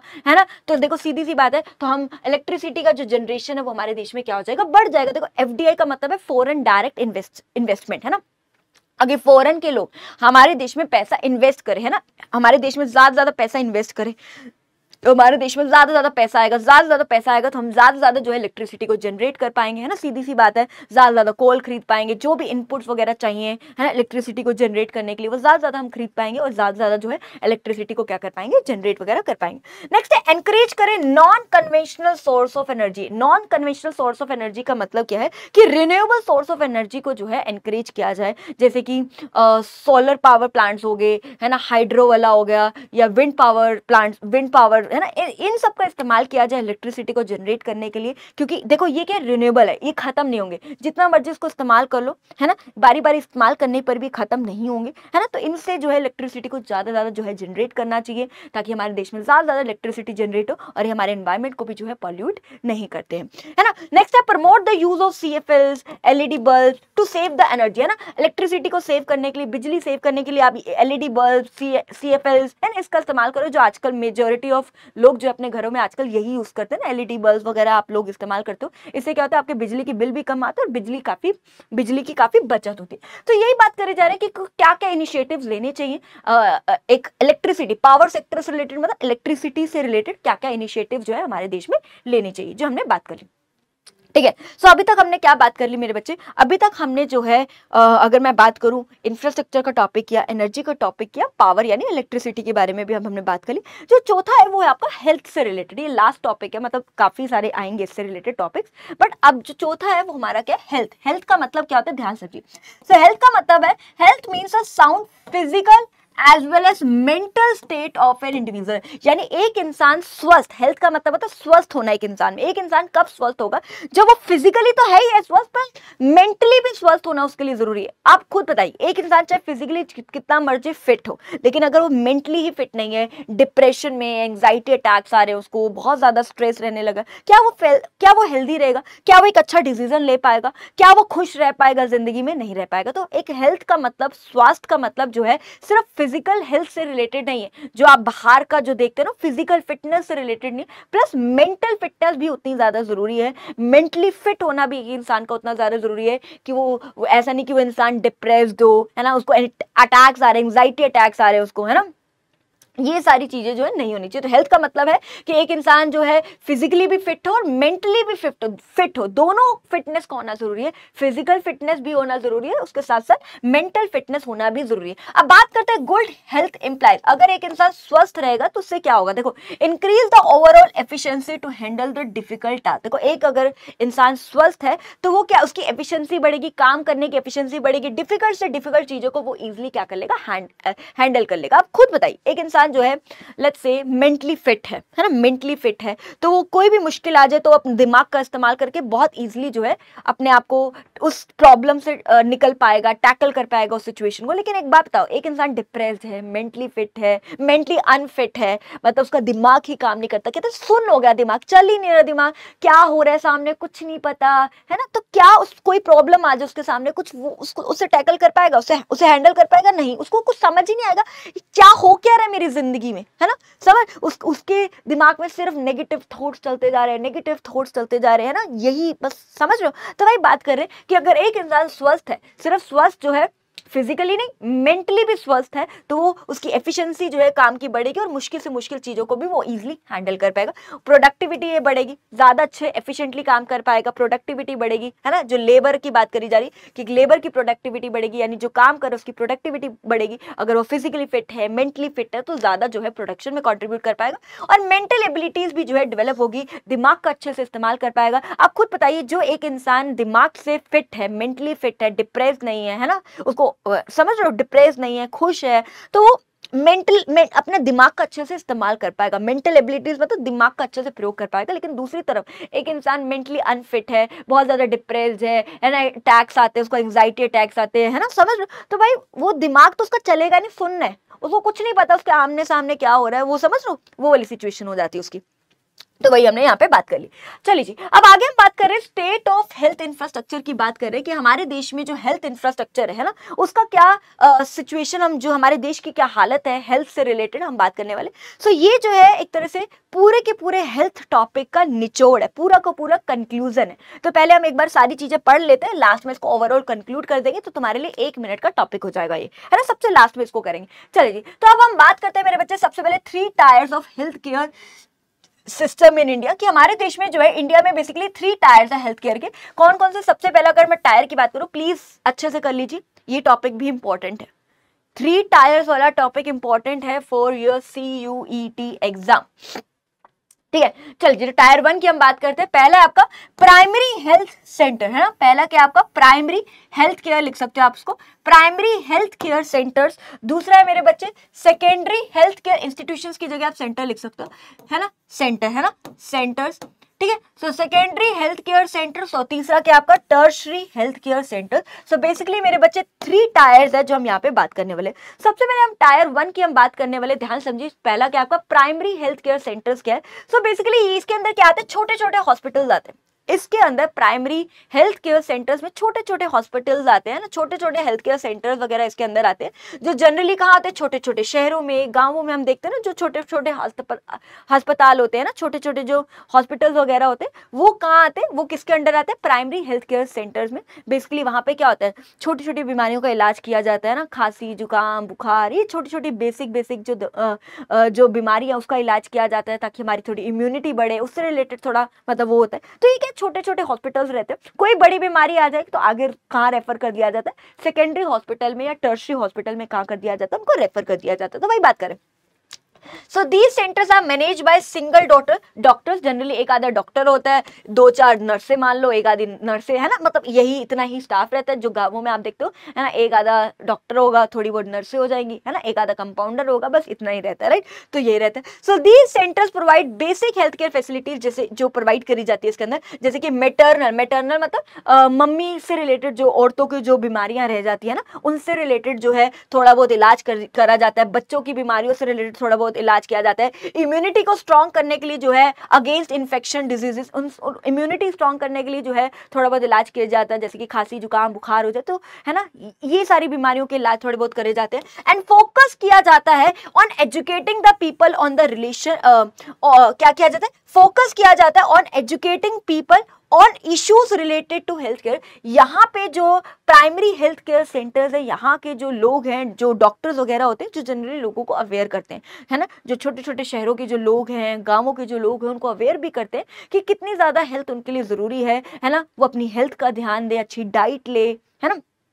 समझ रहे हो, अच्छी डाइट ले, अपनी हेल्थ का ध्यान दे ताकि वो बीमारी से रहित हो सके। तो उनको अवेयर भी किया जाता है, क्योंकि जनरली क्या होता है, गांवों के लोग क्या होते हैं, गरीब होते हैं, तो वो अपने ध्यान ही नहीं देते अपने डाइट का, है ना, न्यूट्रिशियस डाइट का, है ना, न्यूट्रिशन डिफिशियंसी रहती है उनमें, है ना, कमी रहती है न्यूट्रिशन की, है ना, न्यूट्रिशियस डाइट की जो है उनमें कमी रहती है। तो लोगों को अवेयर करते हैं, गाँवों के लोगों को, छोटे छोटे शहरों के लोगों को अवेयर करते हैं कि वो अपनी हेल्थ पे जो है ध्यान दे, है ना, उनको एजुकेट भी करते हैं। तो ये क्या है, वो छोटे छोटे डॉक्टर है। If patient is not manage और ट्रीटेबल बाय दीज सेंटर, अगर ये जो हॉस्पिटल्स वगैरह यहाँ पे, अगर इन हॉस्पिटल्स में जो छोटे छोटे हॉस्पिटल्स है यहाँ पे अगर पेशेंट को ट्रीट नहीं किया जाता तो उनको कहाँ रेफर कर दिया जाता है, सेकेंडरी या फिर टर्शरी हॉस्पिटल। ये थोड़े बड़े लेवल के हॉस्पिटल है तो वहां पे उनको रेफर कर दिया जाता है कि आप वहां पे दिखाइए, भाई हमारे तो हाथ जुड़ गए, भाई हम लोग इलाज नहीं कर सकते। जैसे बड़ी बीमारी, जैसे किसी को हार्ट डिजीज होगी, है ना, कोई सर्जरी वगैरह करानी है ना, ब्लड टेस्ट वगैरह कराना है, या ईसीजी, मतलब ये सारी जो भी है ना, बड़ी बड़ी टेस्ट करवाने हैं, तो उनको कहाँ रेफर कर दिया जाता है, सेकेंडरी में या फिर टर्शरी में, कि भाई आप वहां जाइए, है ना, बड़े शहर जाइए, है ना, सीधी सी बात है।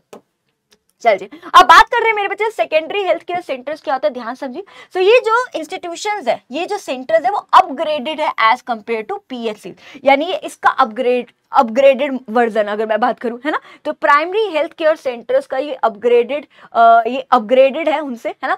सो बेसिकली कहाँ पे होता है, बड़े बड़े शहरों में, डिस्ट्रिक्ट वगैरह में ये हॉस्पिटल्स वगैरह होते हैं। So these hospitals have a facilities for surgery वगैरह हो जाती है, ईसीजी, हार्ट से रिलेटेड एक्सरे वगैरह, ब्लड टेस्टिंग वगैरह वो यहाँ पे हो जाती है हॉस्पिटल्स में।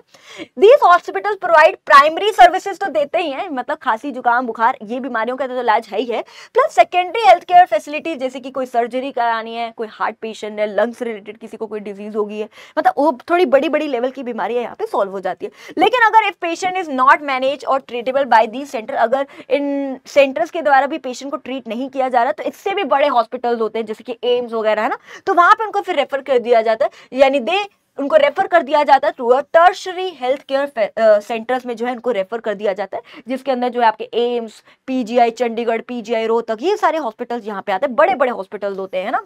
चलिए जी, तो these are located in big town, जो जनरली जो बड़े बड़े शहरों में होते हैं, है ना, सीधी सी बात है, दिल्ली हो गया, ये बड़े बड़े शहरों में जो है ये हॉस्पिटल्स वगैरह रहते हैं। These are high end and fully equipped medical centres, काफी अच्छे हॉस्पिटल रहते हैं, बहुत ज्यादा एडवांस टेक्नोलॉजी वाले हॉस्पिटल्स है ना, स्पेशलाइज्ड टीम रहती है ना, डॉक्टर्स अच्छे हैं यहाँ पे, है ना, अच्छी अच्छी मशीनें, इनोवेटिव मशीनें, मतलब बढ़िया बढ़िया टेक्नोलॉजी की मशीनें, बढ़िया डॉक्टर, स्टाफ अच्छा रहता है यहाँ पे। तो ये सारी चीजें यहाँ पे होती है। It includes education and research centre such as AIIMS, जैसे एम्स वगैरह हो गए यहाँ पे ना, जहाँ पे पढ़ा है एम्स के, आपको पता है लोग पढ़ना ड्रीम रहते हैं, स्पेशली जो एमबीबीएस वगैरह या जो एमडी करना चाहते हैं, जिनका ड्रीम है डॉक्टर बनना, तो वो उनका ड्रीम रहता है ना, वहां पे मुझे पढ़ने का मौका मिले, वहां मैं रिसर्च वर्क पे जाऊं, है ना। तो ये इसके अंदर क्या आता है, टर्शरी हेल्थ केयर सेंटर्स के अंदर क्या आता है, एम्स वगैरह आता है। फुल फॉर्म प्लीज अच्छे से याद कर लेना, एम्स की फुल फॉर्म इंपॉर्टेंट है, all India institute of medical science, है ना, जो कि कहाँ पे, न्यू दिल्ली के अंदर, है ना। पीजीआई चंडीगढ़, पीजीआई मतलब पोस्ट ग्रेजुएट इंस्टीट्यूट चंडीगढ़ वगैरह हो गया, है ना, सीधी सी बात है। एंड पीजीआई एक रोहतक में भी है, पहले बता दूं, है ना। आगे है IMHNS यानी national institute of mental health and neuro science, जो कि बेंगलुरु में। तो ये सारे बड़े बड़े हॉस्पिटल्स हैं जहाँ पे बड़ी से बड़ी बीमारियों का भी इलाज हो जाता है, कैंसर जैसी बीमारियों का भी इन हॉस्पिटल्स में जो है इलाज हो जाता है। बहुत से बाहर के कंट्री के लोग, स्पेशली अफगानिस्तान के लोग यहाँ पे आते हैं, एम्स वगैरह में अपना इलाज करने आते हैं, क्योंकि हमारे देश में ये जो हॉस्पिटल्स है बहुत बढ़िया एडवांस लेवल की टेक्नोलॉजी, एडवांस मतलब स्पेशलाइज्ड डॉक्टर की टीम, बढ़िया से बढ़िया डॉक्टर्स की टीम रहती है यहाँ पे। तो काफी अच्छी टीम है, काफी अच्छा अगर मैं बात करूं मेडिकल फैसिलिटीज यहाँ पे रहती है, ठीक है। तो बड़ी सी बड़ी बीमारियों का यहाँ पे क्या हो जाता है, इलाज हो जाता है, ठीक है। ओके रिपोर्ट, चलिए अब आगे चलते हैं मेरे बच्चे। अगला टॉपिक है इंडियन सिस्टम ऑफ मेडिसिन। देखो अभी तक जो हमने बात करी थी, है ना, जो हम हॉस्पिटल्स की यहाँ पे बात कर रहे थे, ज्यादातर वो क्या होता था, वो होता था एलोपैथी जो वो गोलियां वगैरह खाते हैं ना, गोलियां, है ना, कड़वी कड़वी गोलियां, जो हम अंग्रेजी दवाई जिसको बोलते थे, वो एलोपैथी। अब यहाँ हम बात कर रहे हैं Indian system of Indian system of medicine का टॉपिक है। So Indian system of medicine का मतलब है कि हमारे भारत देश का एक अलग सिस्टम है मेडिसिन का, है ना। क्या है, ध्यान समझिए। India has N one system of health से रिलेटेड हमारे भारत का एक हेल्थ केयर का एक अलग ही सिस्टम, हमारे भारत का एक खुद का सिस्टम है, जिसको हम क्या बोलते हैं, आयुष बोलते हैं। क्या बोलते हैं मेरे बच्चे? आयुष बोलते हैं। ध्यान समझिएगा, India has its own system of health care का मतलब है कि हमारे भारत के जो हेल्थ केयर है, मेडिकल केयर, जो मर्जी बोलो, उसका एक अलग खुद का एक सिस्टम है, खुद का, हमारे खुद का है ना, इंडियन का है ना। तो जो है आयुष, क्या बोला जाता है इसको? आयुष है ना। जो पहले तो इतना डेवलप नहीं था, लोग इतने ज्यादा अवेयर नहीं थे इसके बारे में। आजकल लोग थोड़े ज्यादा अवेयर हो गए हैं इसके बारे में। तो एक बार हम देख लेते हैं आयुष क्या है।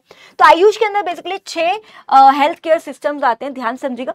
तो सबसे पहले अगर मैं बात करूं, ए से मतलब आयुर्वेदा, ठीक है, वाई मतलब योगा, यू का मतलब है उनानी, एस का मतलब है सिद्धा, एच का मतलब है होम्योपैथी, एंड एक और है आपका नेचुरोपैथी। तो बेसिकली 6 अगर आप देखोगे 6 हेल्थ केयर सिस्टम्स आते हैं, और इनमें से कुछ नाम आपने जरूर सुने होंगे, आयुर्वेदा, योगा, होम्योपैथी, आपने जरूर सुना होगा ना।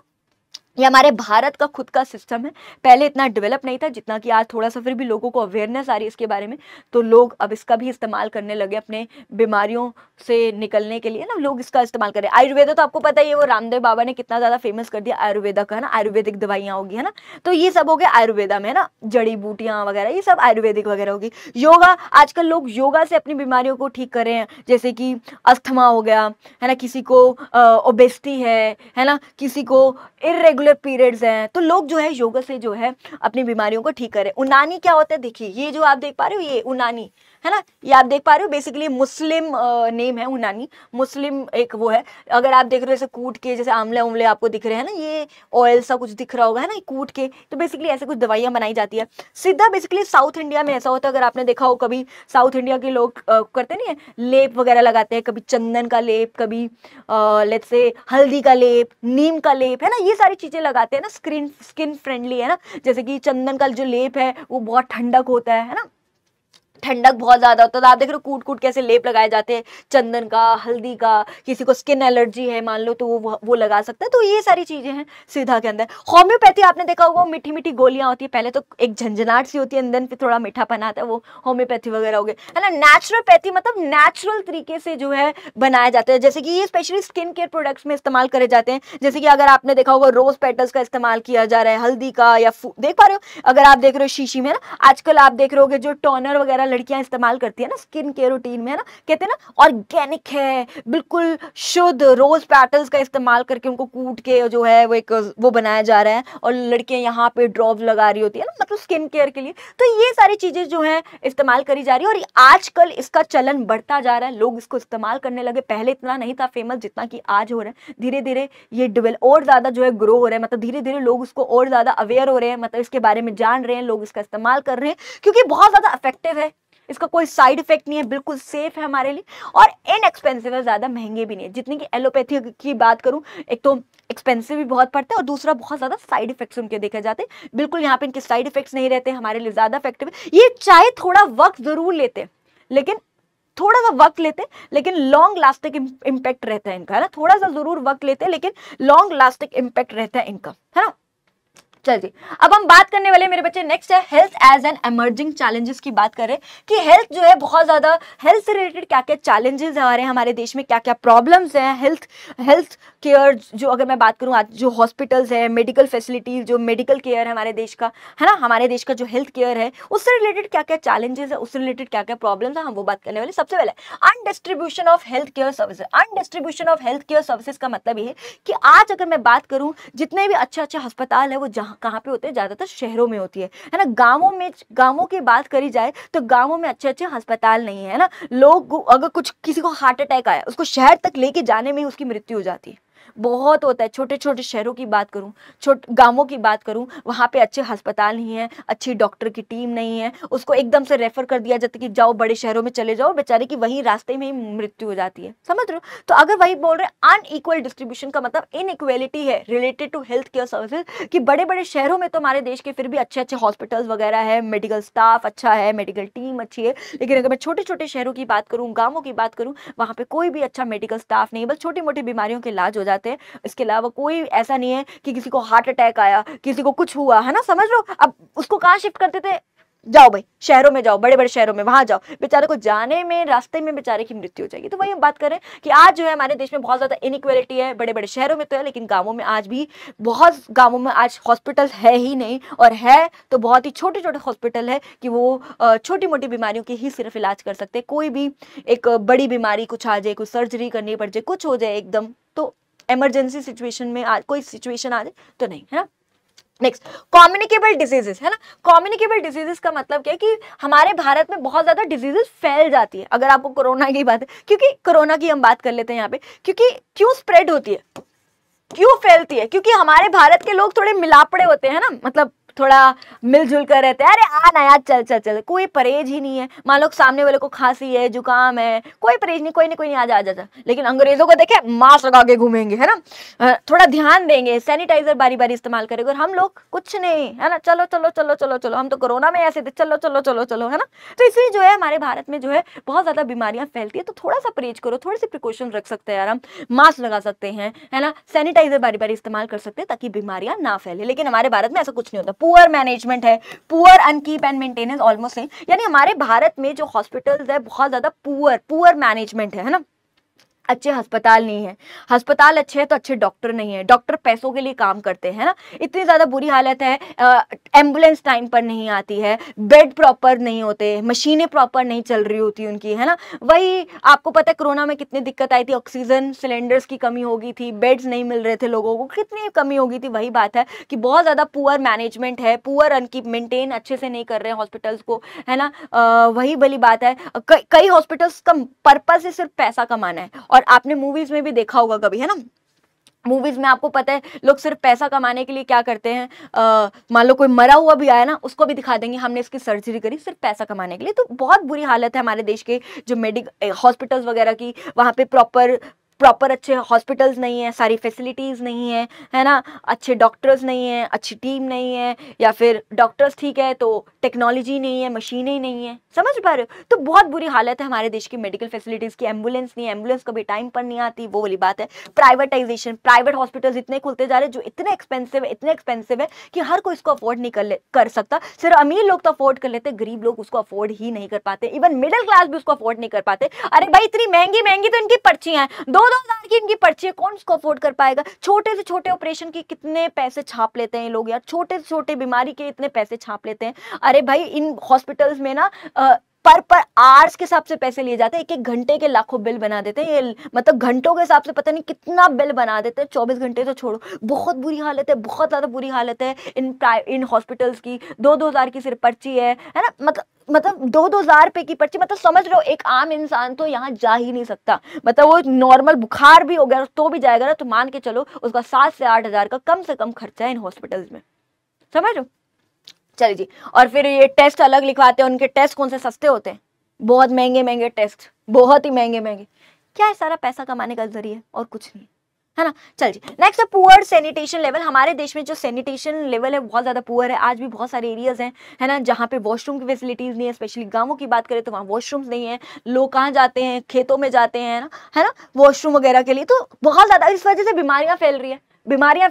तो वही हम बात करें तो ये सारी प्रॉब्लम्स आ रही है हमारे देश में हेल्थ से रिलेटेड, जो हम यहाँ पे बात कर रहे हैं ना। तो पुअर सैनिटेशन लेवल यानी आज भी बहुत सारे एरियाज है जहाँ पे एक प्रॉपर वॉशरूम्स नहीं है, साफ सुथरे वॉशरूम नहीं है। गांवों की बात करें तो लोगों को खेतों में, आज भी बहुत सारे गांव के लोग हैं जो खेतों में जा रहे हैं, तो इससे बीमारियां ही फैलती है। तो सीधी सी बात है। चलिए जी, अब हम आगे बात करने वाले development of health services after independence, यानी आजादी के बाद हमारे देश का जो हेल्थ सर्विसेज है उसमें क्या डेवलपमेंट हुई है ना, आजादी के बाद की हम बात करने वाले। तो सबसे पहले हम बात करते हैं डिक्लाइन इन डेथ रेट, कि हमारे देश में जो डेथ रेट है उसमें डिक्लाइन हुआ। अगर बात करी जाए अब हमें पता है नो डाउट हमारे देश में आजादी हमारे देश को कब मिली थी, 1947 को हमारे देश को आजादी मिल गई थी। लेकिन हम जो डेटा की बात कर रहे हैं वो 1951 की बात कर रहे हैं, ठीक है। सो 1951 में अगर मैं बात करूं तो डेथ रेट कितनी थी, अगर 1,000 के हिसाब से बात करूं तो 27.4, लगभग 27 27, 28 मान के चलो, इतने लोग जो है मर जा रहे थे। वही पुअर हेल्थ केयर फैसिलिटीज थी, छोटी सी छोटी बीमारी में भी लोग जो है मर रहे थे, है ना, सीधी सी बात है। तो उस समय बहुत ज्यादा लोग मर रहे थे। लेकिन 2018 की बात करूं,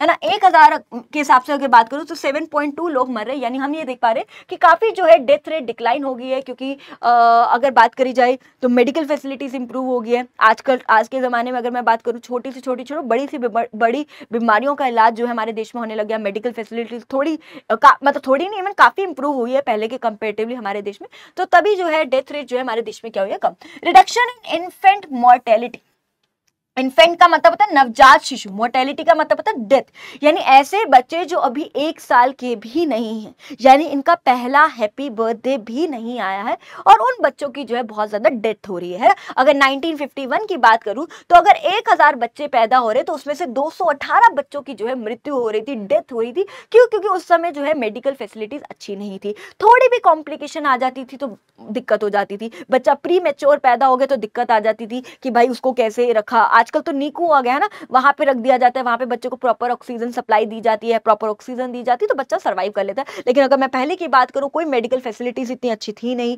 है ना, अच्छा कोई वो था नहीं, है, सीधी सी बात है, ठीक है। तो कुछ भी थोड़ी सी दिक्कत आती थी या बच्चा प्री मैच्योर पैदा हो गया तो वो सर्वाइव ही नहीं कर पाता। तो यही कारण है कि उस समय की अगर बात करूं, वो बच्चे जो अभी 1 साल के भी नहीं हुए, वो उनकी बहुत ज्यादा जो है डेथ हो रही थी, है ना, सीधी सी बात है। और अगर आज की बात करूं तो 2018 का हमारे पास लेटेस्ट डेटा है, अगर 1000 बच्चे पैदा हो रहे तो उसमें से सिर्फ 33 बच्चों की जो डेथ हो रही है, क्योंकि बहुत इंप्रूव हो गया आज हमारा मेडिकल फैसिलिटीज, बहुत इंप्रूव हो गई है। कोई बच्चा अगर प्री मैच्योर भी हो गया तो नीकू है, वहां पे रखा जाता है, बच्चे को प्रॉपर ऑक्सीजन वगैरह दी जाती है, बच्चा सर्वाइव कर लेता है, कोई दिक्कत नहीं आती है ना। नेक्स्ट पॉइंट क्या, ध्यान समझिए, rise in expectancy of life, यानी life expectancy, average life expectancy जो है बढ़ गई है, यानी एक इंसान कितनी जिंदगी जीगा ये एवरेज बेसिस पे। 1951 की बात करो तो 32 साल एक इंसान की जो एवरेज लाइफ थी वो कितनी थी, 32 साल, इतना ही जीता था। क्योंकि उस टाइम मेडिकल फैसिलिटीज इतनी इंप्रूव नहीं थी, छोटी सी छोटी बीमारियों में भी लोग जो है मर जा रहे थे, तो वो वाली हालत थी। और आज के टाइम में तो 32 साल में लोग शादी नहीं करते, है ना, सीधी सी बात है। और अगर मैं 2018 का हमारे पास डेटा है रिसेंट, तो लगभग 69 ईयर जो है एक इंसान, 69 70 जो मर्जी मान लो, 69 ईयर जो है एक इंसान जो है आजकल एवरेज लाइफ उसकी इतनी है। तो मतलब काफी अच्छी जिंदगी जी रहा है एक इंसान, है ना, काफी अच्छी लाइफ है, क्योंकि मेडिकल फैसिलिटीज इंप्रूव होगी, बड़ी से बड़ी बीमारियों के इलाज आज हमारे देश में होने लगे। तो वही बात कर, कंट्रोल ओवर डेडली डिजीजेस, पहले जो है इन बीमारियों में मलेरिया, टीबी हो गया, कोलरा, स्मॉल पॉक्स, यानी इन बीमारियों में जो है लोग मर जाते थे पहले के टाइम की बात करूं, क्योंकि मेडिकल फैसिलिटीज इंप्रूव नहीं। आज तो भाई कैंसर जैसी बीमारियों का इलाज हो गया, ये तो कुछ भी नहीं है ना, इनका भी इलाज जो है हमारे देश में बहुत हो गया, है ना। तो इस पे कंट्रोल हुआ इन डेडली डिजीजेस पे।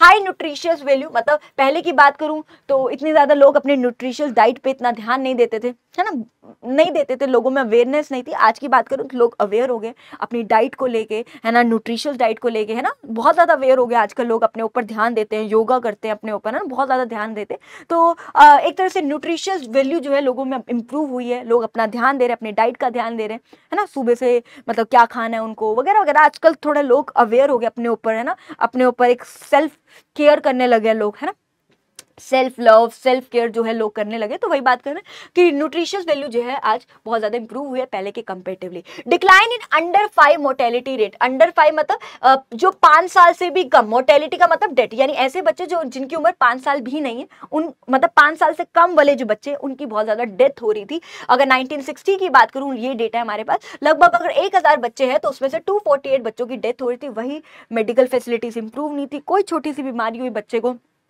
क्योंकि छोटे बच्चों की इम्यूनिटी बहुत लो होती है ना, कोई छोटी सी बीमारी हुई तो बेचारा नहीं सर्वाइव कर पाता था, वही वाली बात कर रहे हैं। लेकिन अगर 2018 की बात करो, 1000 बच्चे तो उसमें से 37 बच्चों की सिर्फ डेथ हो रही है, क्योंकि आज मेडिकल फैसिलिटीज बहुत ही ज्यादा जो है हमारे देश में क्या होगी, इंप्रूव, है ना। तो थोड़ा सा आप इसको देख लीजिएगा, ठीक है। चलिए, ओके रिपोर्ट, ओके रिपोर्ट। आगे चलते हैं मेरे बच्चे, जो अगला टॉपिक है वो हमारा है, ये मैंने करेक्ट कर दिया, यहाँ पे एरर था। जो टॉपिक है वो आपका है वुमेन्स हेल्थ का टॉपिक है, यानी आज हमारे देश में जो औरतों की हेल्थ से रिलेटेड हम बात करने वाले, औरतों की क्या हालत है अगर हम बात करें तो बात करते हैं। More than 50% of women in India in the age group of 15 से 49 ईयर्स सफर्स फ्रॉम, ज्यादातर देखा जाता है जो 50 से ऊपर की जो औरतें हमारे देश में, है ना, जो बेसिकली क्या बात करी जा रही, more than 50% of women in India का मतलब ज्यादातर देखा जाता है हमारे देश की जो औरतें, 50% से भी जो ज्यादा औरतें जो क्या एज में, लगभग 15 से 49 इयर्स की एज में, क्या क्या उनको प्रॉब्लम देखी जाती है उनके अंदर। सबसे पहले न्यूट्रिशनल डेफिशिएंसी, न्यूट्रिशनल डेफिशिएंसी मतलब न्यूट्रिशन की कमी है, बहुत बार होता है हमारे घर में, हम अपनी माँ को भी ले ले, मदर को भी ले ले, मम्मी को भी ले ले, तो आपने देखा होगा उनको उनको क्या होता है, बस मेरे बच्चे बच्चे खा ले, है ना, मेरा पति खा ले, मेरे सास ससुर खा ले, मेरे माँ बाप खा ले, खुद के ऊपर नहीं ध्यान देती। थोड़ा बहुत बच गया तो खा लेगी, या समझ लो बस वो खा ले खुश हो जाती। मान लो कम खाना बना है तो उनका पेट भर जाए, खुद का पेट चाहे ना भरे, थोड़ा खा लेगी, थोड़े में गुजारा कर लेगी। तो उनके अंदर तो न्यूट्रिशनल डाइट उसकी तो डेफिशिएंसी हो रही है, उनके अंदर तो कमी हो रही है। या अगर मान लो पति की प्लेट में थोड़ा सा खाना बच गया तो वो खा लेगी थोड़ा बहुत, है ना। तो ये नो डाउट वो उनका प्यार होता है, बट उस जो मर्जी किया उनके अंदर तो न्यूट्रिशनल डेफिशिएंसी हो रही। तो वही बात करी जा रही कि हमारे देश में जो है, हमारे भारत की अगर मैं बात करूं, 50% से भी जो ज्यादा औरतें जो इस एज ग्रुप के अंदर है, उनको ये प्रॉब्लम्स हो रही है ना। न्यूट्रिशनल डेफिशिएंसी, दूसरा पीसीओडी, पीसीओएस, इररेगुलर पीरियड्स। अब खुद देखो अगर डाइट अच्छी नहीं लेंगी तो फिर इररेगुलर पीरियड्स, ये सारी प्रॉब्लम्स तो होंगी, देखो सीधी सी बात है। इनइक्वालिटी आज भी बहुत बार देखा जाता है हमारे भारत में, लड़का और लड़की में बहुत ज्यादा भेदभाव किया जाता है। लड़की को तो अच्छी डाइट देंगे, खूब घी खिलाएंगे, दूध खिलाएंगे, मक्खन खिलाएंगे, है ना, लेकिन लड़कियों की नहीं, लड़कियों के लिए नहीं किया जाता। बहुत ज्यादा जो है हम देखते हैं कि लड़कों को अच्छी डाइट दी जाती है, लड़कियों को इतनी अच्छी डाइट वगैरह नहीं दी जाती। तो बहुत ज्यादा इनइक्वालिटी है आज भी हमारे भारत में, आज भी हमारे देश में लड़का और लड़की को लेकर, है ना। लड़कों को कुछ भी हो जाए तो अच्छे अच्छे हॉस्पिटल में जाके दिखाएंगे, लड़कियों ठीक है हो जाएगी ठीक, घर पे ही हो जाएगी ठीक, घर पे ही हो जाएगी ठीक है, हो जाएगी ठीक।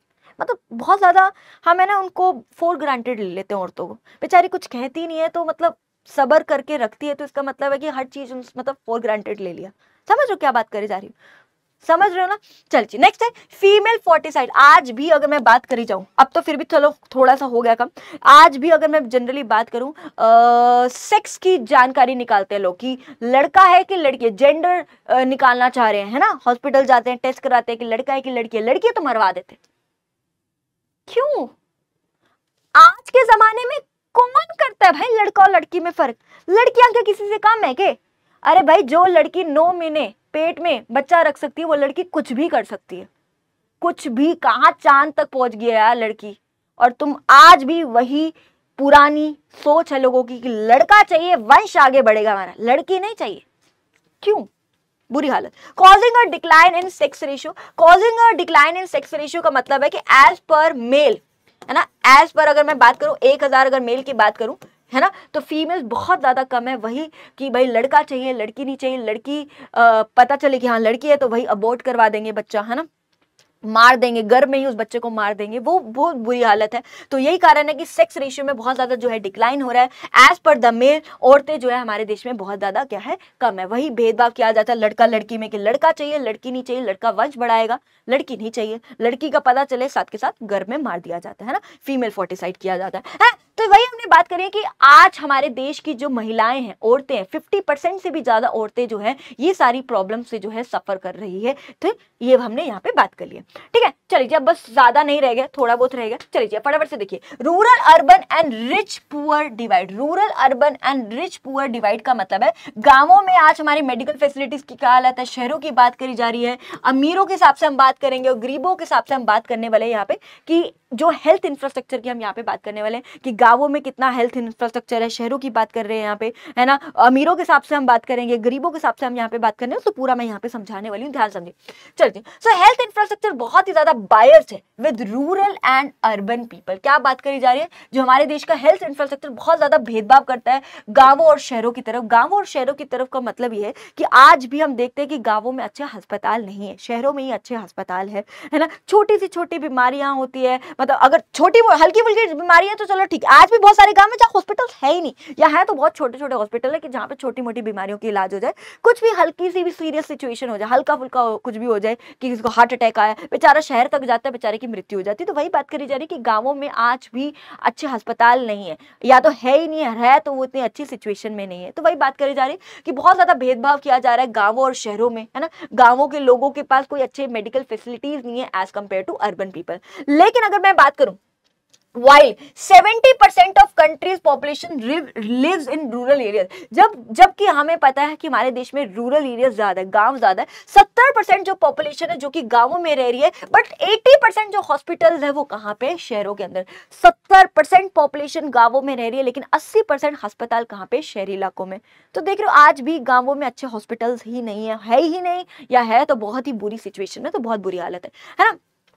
People living in rural areas, गांवों में जो लोग रह रहे do not have proper health care facilities, उनके पास कोई भी हेल्थ केयर फैसिलिटीज नहीं है, अच्छे अस्पताल नहीं है ना, छोटी मोटी बीमारी के इलाज तो हल्के फुल्के हो जाते हैं, कुछ भी थोड़ी सी सीरियस सिचुएशन आए है ना, बेचारों को कहाँ रेफर कर दिया जाता है, या तो सेकेंडरी में या टर्शरी में, है ना, बेचारे ट्रेवल करेंगे, एक जगह से दूसरी जगह जाएंगे, दूसरे शहर जाएंगे, इतने में बेचारे की डेथ हो जाती है। तो बहुत बुरी हालत है हमारे देश के, अगर मैं बात करूँ health care facilities, health care centre की, मेडिकल फैसिलिटीज की बात करूँ तो बहुत बुरी है। The primary health care centre जो है गांवों में आज जरूर लोकेट है, but they does not provide facilities like, no doubt आज हमारे गांवों में छोटे छोटे हॉस्पिटल जरूर खुल गए, बट ये फैसिलिटीज नहीं देते, वो सर्जरी, एक्सरे कराना, कोई ब्लड टेस्ट, ईसीजी, मतलब ये सारी फैसिलिटीज जो है नहीं दी जाती उन हॉस्पिटल में। In rural area there is lack of specialised hospital, कोई भी स्पेशलाइज्ड हॉस्पिटल नहीं है, जैसे कि गायनाकोलॉजी का है ना, उससे रिलेटेड या आंखों से रिलेटेड कोई अस्पताल, कोई स्पेशलाइज्ड हॉस्पिटल जो है गांवों के अंदर नहीं।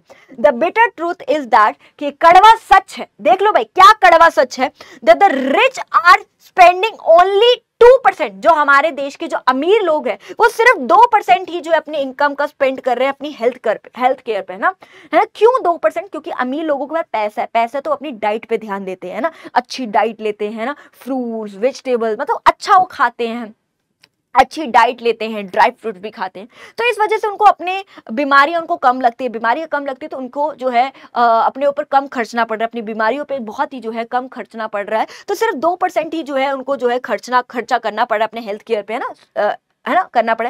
लेकिन अगर मैं गरीबों की बात करूं, poor are spending around 12% of their income on health care, बहुत ज्यादा स्पेंड करें 12%, क्योंकि गरीब है, पैसा नहीं है, तो इस वजह से न्यूट्रिशन डेफिशिएंसी है ना, न्यूट्रिशियस डाइट नहीं है तो बीमारियां लग रही है तो उनको ज्यादा जो है खर्चा करना पड़ रहा है अपनी बीमारियों के ऊपर, और पैसा तो है ही नहीं क्योंकि गरीब है, और इस वजह से भी क्या लेते हैं, कर्जे लेते हैं लोगों से, इतना हाई रेट ऑफ इंटरेस्ट पे कई बार कर्जा ले लेते हैं, बेचारे कर्जा ही नहीं चुका पाते क्योंकि गरीब है ना, कर्जा चुका नहीं पाते, और कहां पे फंस जाते हैं, डेट ट्रैप में फंस जाते हैं, which lead to cause indebtedness का मतलब है कि कर्जे के जाल में फंस जाते हैं बेचारे। क्यों? बिल्कुल देखो सीधी सी बात, अमीर लोग क्या है, पैसा है तो अपनी डाइट पे ध्यान देंगे, है ना, न्यूट्रिशियस डाइट खाएंगे, सब कुछ करेंगे, बीमारियां कम लगेगी तो बहुत ही कम खर्चा कर रहे हैं अपनी बीमारियों के ऊपर, है ना, बहुत ही कम करना पड़ता है। अब गरीब लोग हैं, डाइट अच्छी नहीं ले रहे, न्यूट्रिशियस की कमी रहती है तो बीमारियां ज्यादा लगती है, बीमारियां जल्दी लगती है ना, तो बहुत ज्यादा जो है स्पेंड करे, पैसा तो है नहीं, अब क्या करेंगे, लोन लेंगे, उधार लेंगे, इतना हाई रेट ऑफ इंटरेस्ट पे, कभी मनी लेंडर,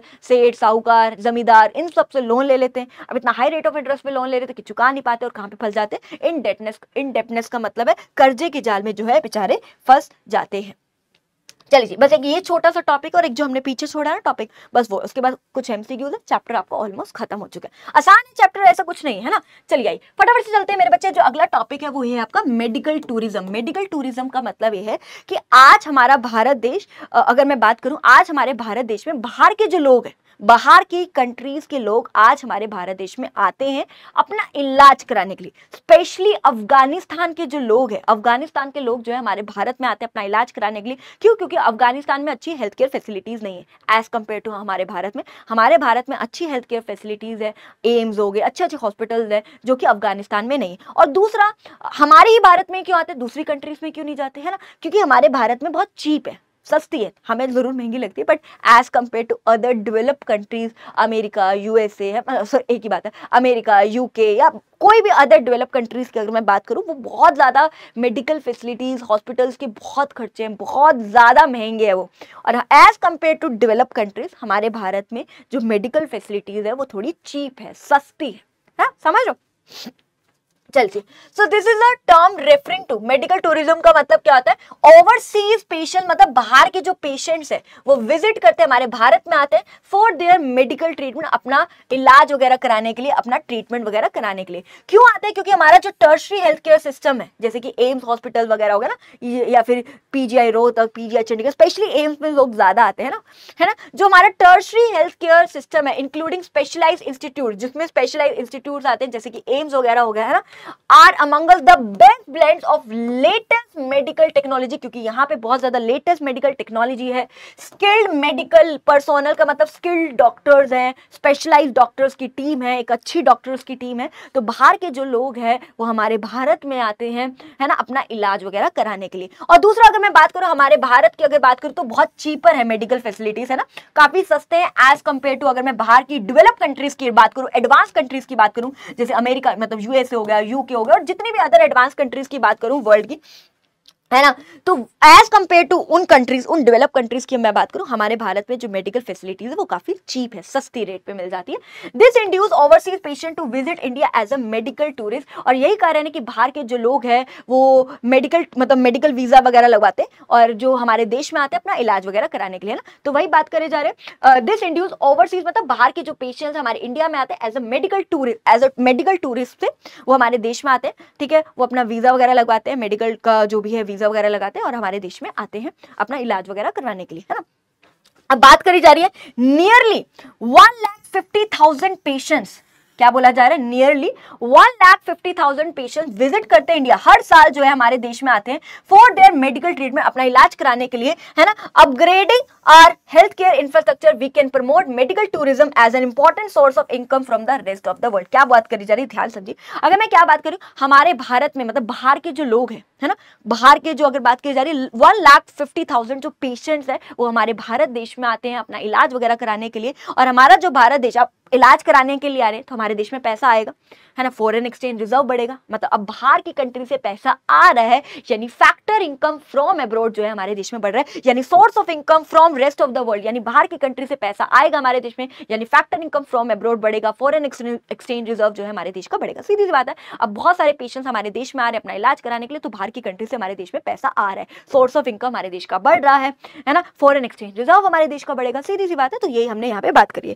तो यही होता है मेरे बच्चे मेडिकल टूरिज्म। मेडिकल टूरिज्म का मतलब होता है कि बाहर के जो पेशेंट्स है वो हमारे देश में आ रहे हैं अपना इलाज वगैरह कराने के लिए, क्योंकि हमारे देश में बहुत अच्छी मेडिकल फैसिलिटीज है। ये कौन से पेशेंट, स्पेशली अफगानिस्तान वगैरह के लोग जो है हमारे देश में आते हैं अपना इलाज वगैरह कराने के लिए, और हमारे देश में जो मेडिकल फैसिलिटीज काफी चीप रेट पे मिल जाती है as compare to developed countries की मैं यहाँ पे बात करूँ तो, ठीक है। तो चैप्टर जो है ऑलमोस्ट मेरे बच्चे खत्म हो गए। एक छोटा सा टॉपिक है जो हमारा रह गया, बेसिकली जो अभी तक हमने जितना भी हेल्थ का पढ़ा ना उन सबका जो है ये निचोड़ है, तो ध्यान समझिए। अब हम बात करने वाले स्टेट ऑफ हेल्थ इंफ्रास्ट्रक्चर, कि हमारे देश का जो हेल्थ इंफ्रास्ट्रक्चर है वो कैसा है ना। तो चलिए जी, तो there has been a greater expansion in health care after independence. तो क्या बात करी जा रही कि आजादी के बाद तो देखो भाई हेल्थ केयर जो है हमारा काफी ज्यादा इंप्रूव हुआ है, काफी ज्यादा एक्सपेंड हुआ है, बट स्टिल, लेकिन फिर भी it is insufficient for rapidly increasing population in India. क्या बात करी जा रही है, देखो आजादी के बाद, तो आजादी से कंपेयर करूं तो नो डाउट आज हमारे देश का मेडिकल सिस्टम, मेडिकल फैसिलिटीज काफी ज्यादा जो है इंप्रूव है, हेल्थ केयर जो है काफी ज्यादा इंप्रूव है, लेकिन इतना भी इंप्रूव नहीं, अभी भी बहुत ज्यादा इनसफिशिएंट, क्योंकि जितनी स्पीड से पॉपुलेशन बढ़ रही है हमारे देश में उतना नहीं इतना इंप्रूव हुआ, यानी अभी भी हमें और ज्यादा इंप्रूवमेंट करने की जरूरत है हमारे देश के हेल्थ केयर फैसिलिटीज में, हेल्थ केयर मेडिकल फैसिलिटीज में आज भी हमें और ज्यादा जो है इंप्रूवमेंट करने की जरूरत है, क्योंकि पॉपुलेशन बहुत ज्यादा बढ़ रही है, तो इसीलिए हमारे देश में इन मेडिकल फैसिलिटीज को भी और ज्यादा इंप्रूव करने की जरूरत है। नो डाउट पहले से इंप्रूव है, लेकिन अभी भी थोड़ी कमी है, अभी भी हमें और ज्यादा इंप्रूव करना है एज कंपेयर टू, अगर मैं डेवलप कंट्रीज की बात करूं बहुत ज्यादा डेवलप्ड है उनका medical system, medical facilities, health care system बहुत ज्यादा इंप्रूव है। वैसे इंडिया का नो डाउट पहले से तो इंप्रूव है, लेकिन और ज्यादा इंप्रूवमेंट करने की अभी हमें जरूरत है ना। क्या बात करी जाए next, public health care system and facilities are not sufficient for the bulk of population. देखो क्या बात करी जा रही कि खाली गवर्नमेंट से कुछ नहीं होगा, खाली पब्लिक हेल्थ सिस्टम मतलब खाली गवर्नमेंट के कंट्रीब्यूशन से कुछ नहीं होगा, बाकी प्राइवेट सेक्टर हो गए या फिर एनजीओज वगैरह होगी, उनको भी जो है अपना कंट्रीब्यूशन देना होगा हमारे देश के हेल्थ केयर सिस्टम पे, है ना, मेडिकल सिस्टम पे, उनको भी अपना कंट्रीब्यूशन देना पड़ेगा, क्योंकि जितनी स्पीड से हमारे देश में पॉपुलेशन बढ़ रही है तो उनको भी अपना कंट्रीब्यूशन देना पड़ेगा, ताकि हमारे देश में जो मेडिकल फैसिलिटीज है, हेल्थ केयर फैसिलिटीज है वो ज्यादा से ज्यादा क्या हो, वो इंप्रूव हो, है ना, समझ पा रहे हो। चलिए जी, ठीक है। तो वही बात करें, पब्लिक हेल्थ सिस्टम जो है वो आर नॉट सफिशिएंट, सिर्फ सफिशिएंट नहीं, जितनी पॉपुलेशन हमारे देश में, तो बाकी जो प्राइवेट सेक्टर है या एनजीओज वगैरह है ना, इनको भी जो है आगे आना पड़ेगा हमारे देश में, ताकि और ज्यादा इंप्रूव हो हमारे देश का हेल्थ केयर सिस्टम, है ना, वही हम बात कर रहे हैं यहाँ पे। चलिए जी, there is wide gap between rural and urban areas, बहुत ज्यादा जो गैप है रूरल और अर्बन एरियाज की अगर मैं बात करूं, सो और रिच और पुअर पीपल की भी अगर मैं बात करूं, तो क्योंकि हम देखते हैं गांवों में आज भी जो गांवों में अस्पताल नहीं है या अस्पताल है तो वो छोटे छोटे अस्पताल है, जहाँ पे बस हल्की फुल्की छोटी मोटी बीमारियों के इलाज होता है, थोड़ी सी बड़ी सीरियस बीमारी आ जाए तो उनको रेफर कर दिया जाता है सेकेंडरी या फिर टर्शरी में। तो वही हम बात कर रहे हैं कि जो मेजोरिटी ऑफ पॉपुलेशन जो गाँवों में रहती है, लेकिन मेजोरिटी ऑफ हॉस्पिटल्स है कहाँ पे, शहरों में, है ना। वही हमने बात करी थी कि 70% पॉपुलेशन गांवों में है, लेकिन 80% जो अस्पताल है वो कहाँ पे, शहरों में। तो वही हमने बात करी कि गांवों में अच्छे हेल्थ केयर फैसिलिटीज नहीं है जितनी की शहरों के अंदर है ना। और रिच और पुअर पीपल के हिसाब से बात करें तो जो रिच पीपल है है ना, जो अमीर लोग हैं वो कम स्पेंड कर रहे हैं अपने हेल्थ के ऊपर, बीमारियों के ऊपर, क्योंकि पैसा है तो अच्छी डाइट ले पा रहे हैं, न्यूट्रिशियस डाइट ले पा रहे हैं, तो कम बीमारियां लग रही, तो कम खर्चा कर रहे हैं बीमारियों पे। लेकिन जो गरीब लोग हैं, अब गरीब लोग हैं तो अच्छी डाइट वगैरह नहीं लग रहे, तो डाइट नहीं ले रहे तो बीमारियां लग रही है, तो बेचारे क्या लेते हैं फिर, बीमारियां लग रही तो लोन ले लेते हैं। अब लोन ले लेते तो चुका नहीं पाते, तो बेचारे कर्जे के जाल में, है ना, डेट में फंस जाते हैं, कर्जे के जाल में फंस जाते हैं। तो वही हमने बात करी, तो बहुत बुरी हालत है ना। अगर बात करी जाए तो बहुत ज्यादा गैप है रूरल और अर्बन में, और रिच और पुअर पीपल में बहुत ज्यादा जो गैप है ना, जो हमने बात करी। नेक्स्ट, वुमेन हेल्थ की अगर मैं बात करूं, बहुत ज्यादा सीरियस है आज भी। क्या बात करी जाए, women health across the country has become a matter of great concern because of increasing case of female foeticides and female mortality. तो हमने यहाँ पे बात करी कि हमें पता ही है मोर देन 50% ऑफ वुमेन जो है किन किन चीजों से सफर कर रही है, इरेगुलर पीरियड से, न्यूट्रिशियस डेफिशिएंसी है उनमें, है ना, फीमेल फोर्टिसाइड कि भाई वही कि जांच करी जाती है कि लड़का है कि लड़की है, लड़की है तो मरवा दिया जाता है ना, फीमेल मोर्टेलिटी, है ना, वही औरतों को मारा जा रहा है। तो वही हम बात कर रहे हैं कि बहुत ज्यादा जो है क्या कहते हैं, हम देख रहे हैं कि औरतों से रिलेटेड हम समस्याएं जो है हमारे देश में देख रहे हैं कि बहुत ज्यादा बुरी हालत है हमारे देश की औरतों की, है ना, रिलेटेड टू हेल्थ की अगर मैं बात करूं तो बहुत ज्यादा जो है बुरी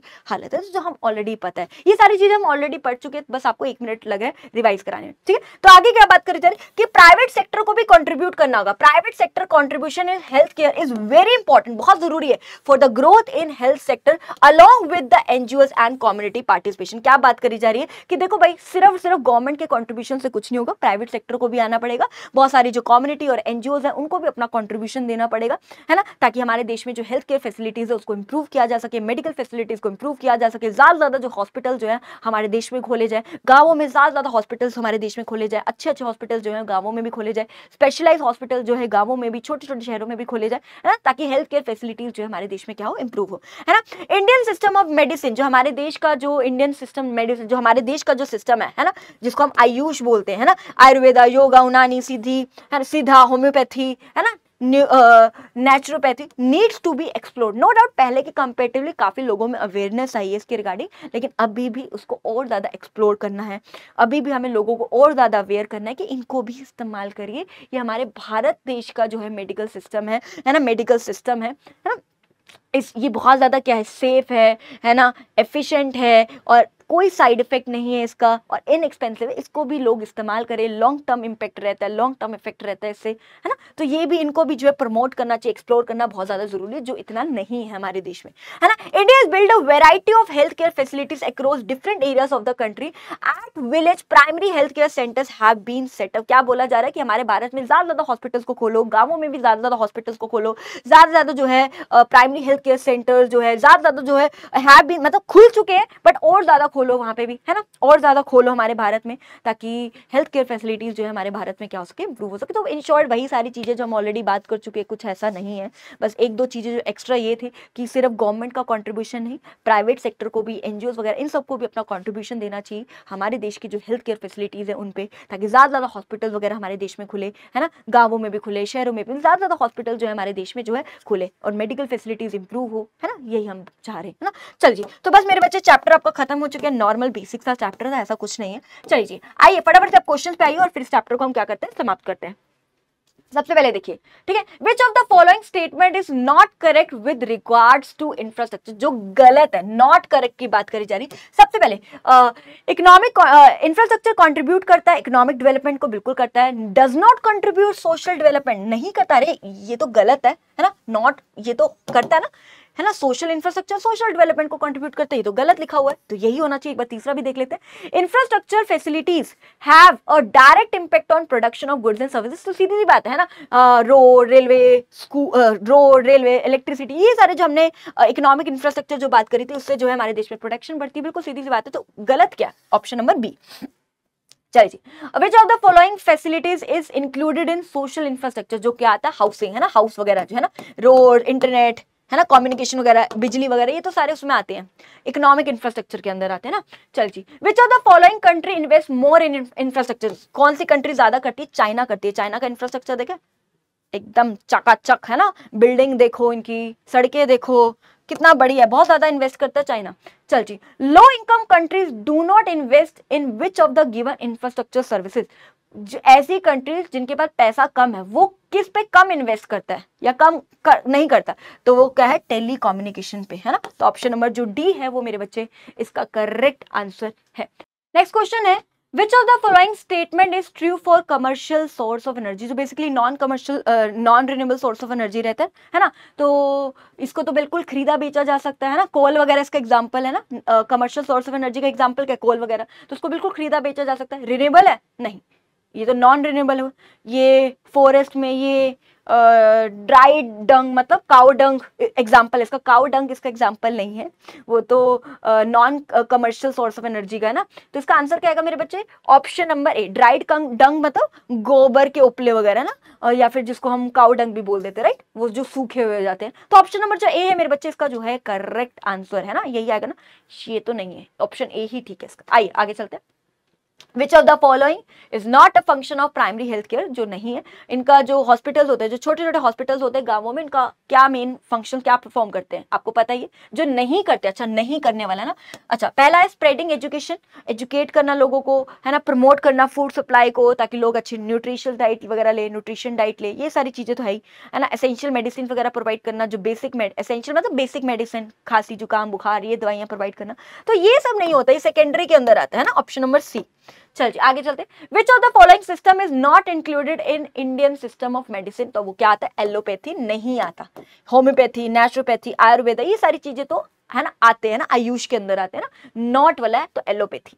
चल जी अब फटाफट से इसको करिए, मैच द फॉलोइंग का क्वेश्चन है, फटाफट से इसको मैच करिए, जल्दी से मैच करिए, जल्दी से इसको मैच करिए। क्या आएगा, सोशल इंफ्रास्ट्रक्चर, एजुकेशन आएगा इसका आंसर, है ना। आगे non conventional source of energy, क्या आएगा इसका आंसर, बायोमास, है ना। Health infrastructure, biased against poor लोगों, गरीब लोगों के लिए बायस्ड है बहुत ज्यादा।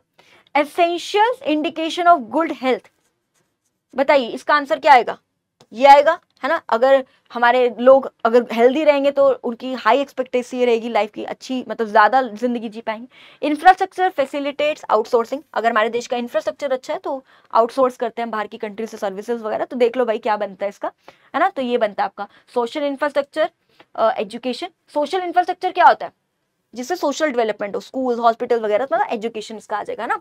चलिए यहाँ तक ठीक है बेटा, कर लेना। चलिए आगे चलते हैं राजा। Which of the following is true about the categories of infrastructure, कि इंफ्रास्ट्रक्चर के अंदर क्या क्या आते हैं, तो हमें पता है इंफ्रास्ट्रक्चर दो ही होता है, infrastructure is divided into two categories, economic and social infrastructure, यही पढ़ा ना हमने, तो बाकी देख लो कोई पॉलिटिकल पढ़ा है क्या तुमने, नहीं पढ़ा ना, तो ऑप्शन नंबर बी इसका करेक्ट आंसर है। चल जी नेक्स्ट क्वेश्चन के, which of the following statement about the role of infrastructure in economic development, economic development के हिसाब से बताना है, सो इससे क्या होती है, which of the following statement about the role of infrastructure in economic development is true? तो इससे क्या होगी, देश में प्रोडक्शन बढ़ेगी, बिल्कुल सही बात है, लोगों को क्वालिटी ऑफ लाइफ एनहांस होगा, तो ये तो मेरा सोशल डेवलपमेंट के लिए ठीक है ना, है ना, ये तो सोशल डेवलपमेंट का है ना, कि लोगों का क्वालिटी ऑफ लाइफ एनहांस होगा, तो इसका ऑप्शन क्या बनना चाहिए, ए बनना चाहिए। क्या है question, which of the following statement about the role of infrastructure, हमें खाली अगर इतना आता कि हमें इंफ्रास्ट्रक्चर का रोल बताना तो दोनों ही होता है, इकोनॉमिक डेवलपमेंट भी होता है, सोशल डेवलपमेंट भी। इकोनॉमिक डेवलपमेंट मतलब देश में प्रोडक्शन भी बढ़ रही और लोगों का स्टैंडर्ड ऑफ लिविंग यानी क्वालिटी ऑफ लाइफ भी एनहांस हो रही, लेकिन क्या बोला जा रहा है, हमें इकोनॉमिक डेवलपमेंट के हिसाब से बताना है। इकोनॉमिक डेवलपमेंट का मतलब ये कि देश में क्या हो रही है, प्रोडक्शन बढ़ रही है। सो ऑप्शन नंबर ए जो है इसका करेक्ट आंसर है, ए जो है मेरे राज्य इसका करेक्ट आंसर है।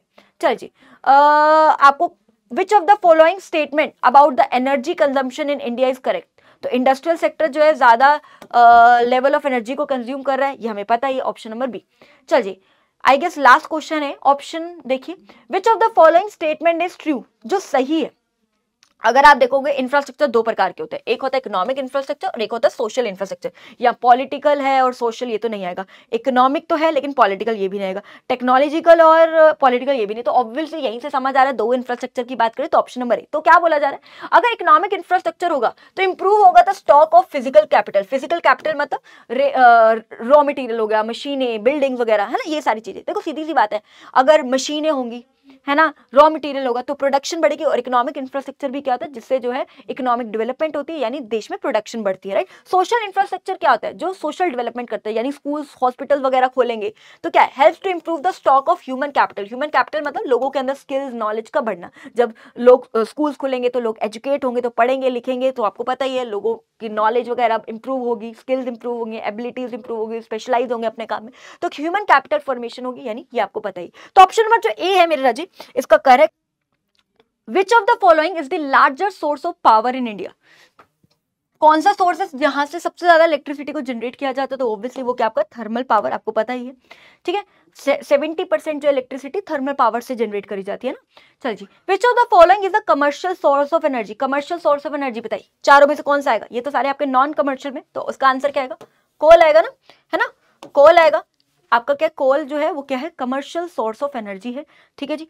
चलिए जी, सो बस आपका चैप्टर मेरे बच्चे यहीं समाप्त हो रहा है, ठीक है। आई होप आपको चैप्टर बहुत अच्छे से क्लियर होगा, ठीक है। बस फिर मिलते हैं आपसे जल्द नेक्स्ट क्लास में, तब तक के लिए take care, bye bye, enjoy, love you.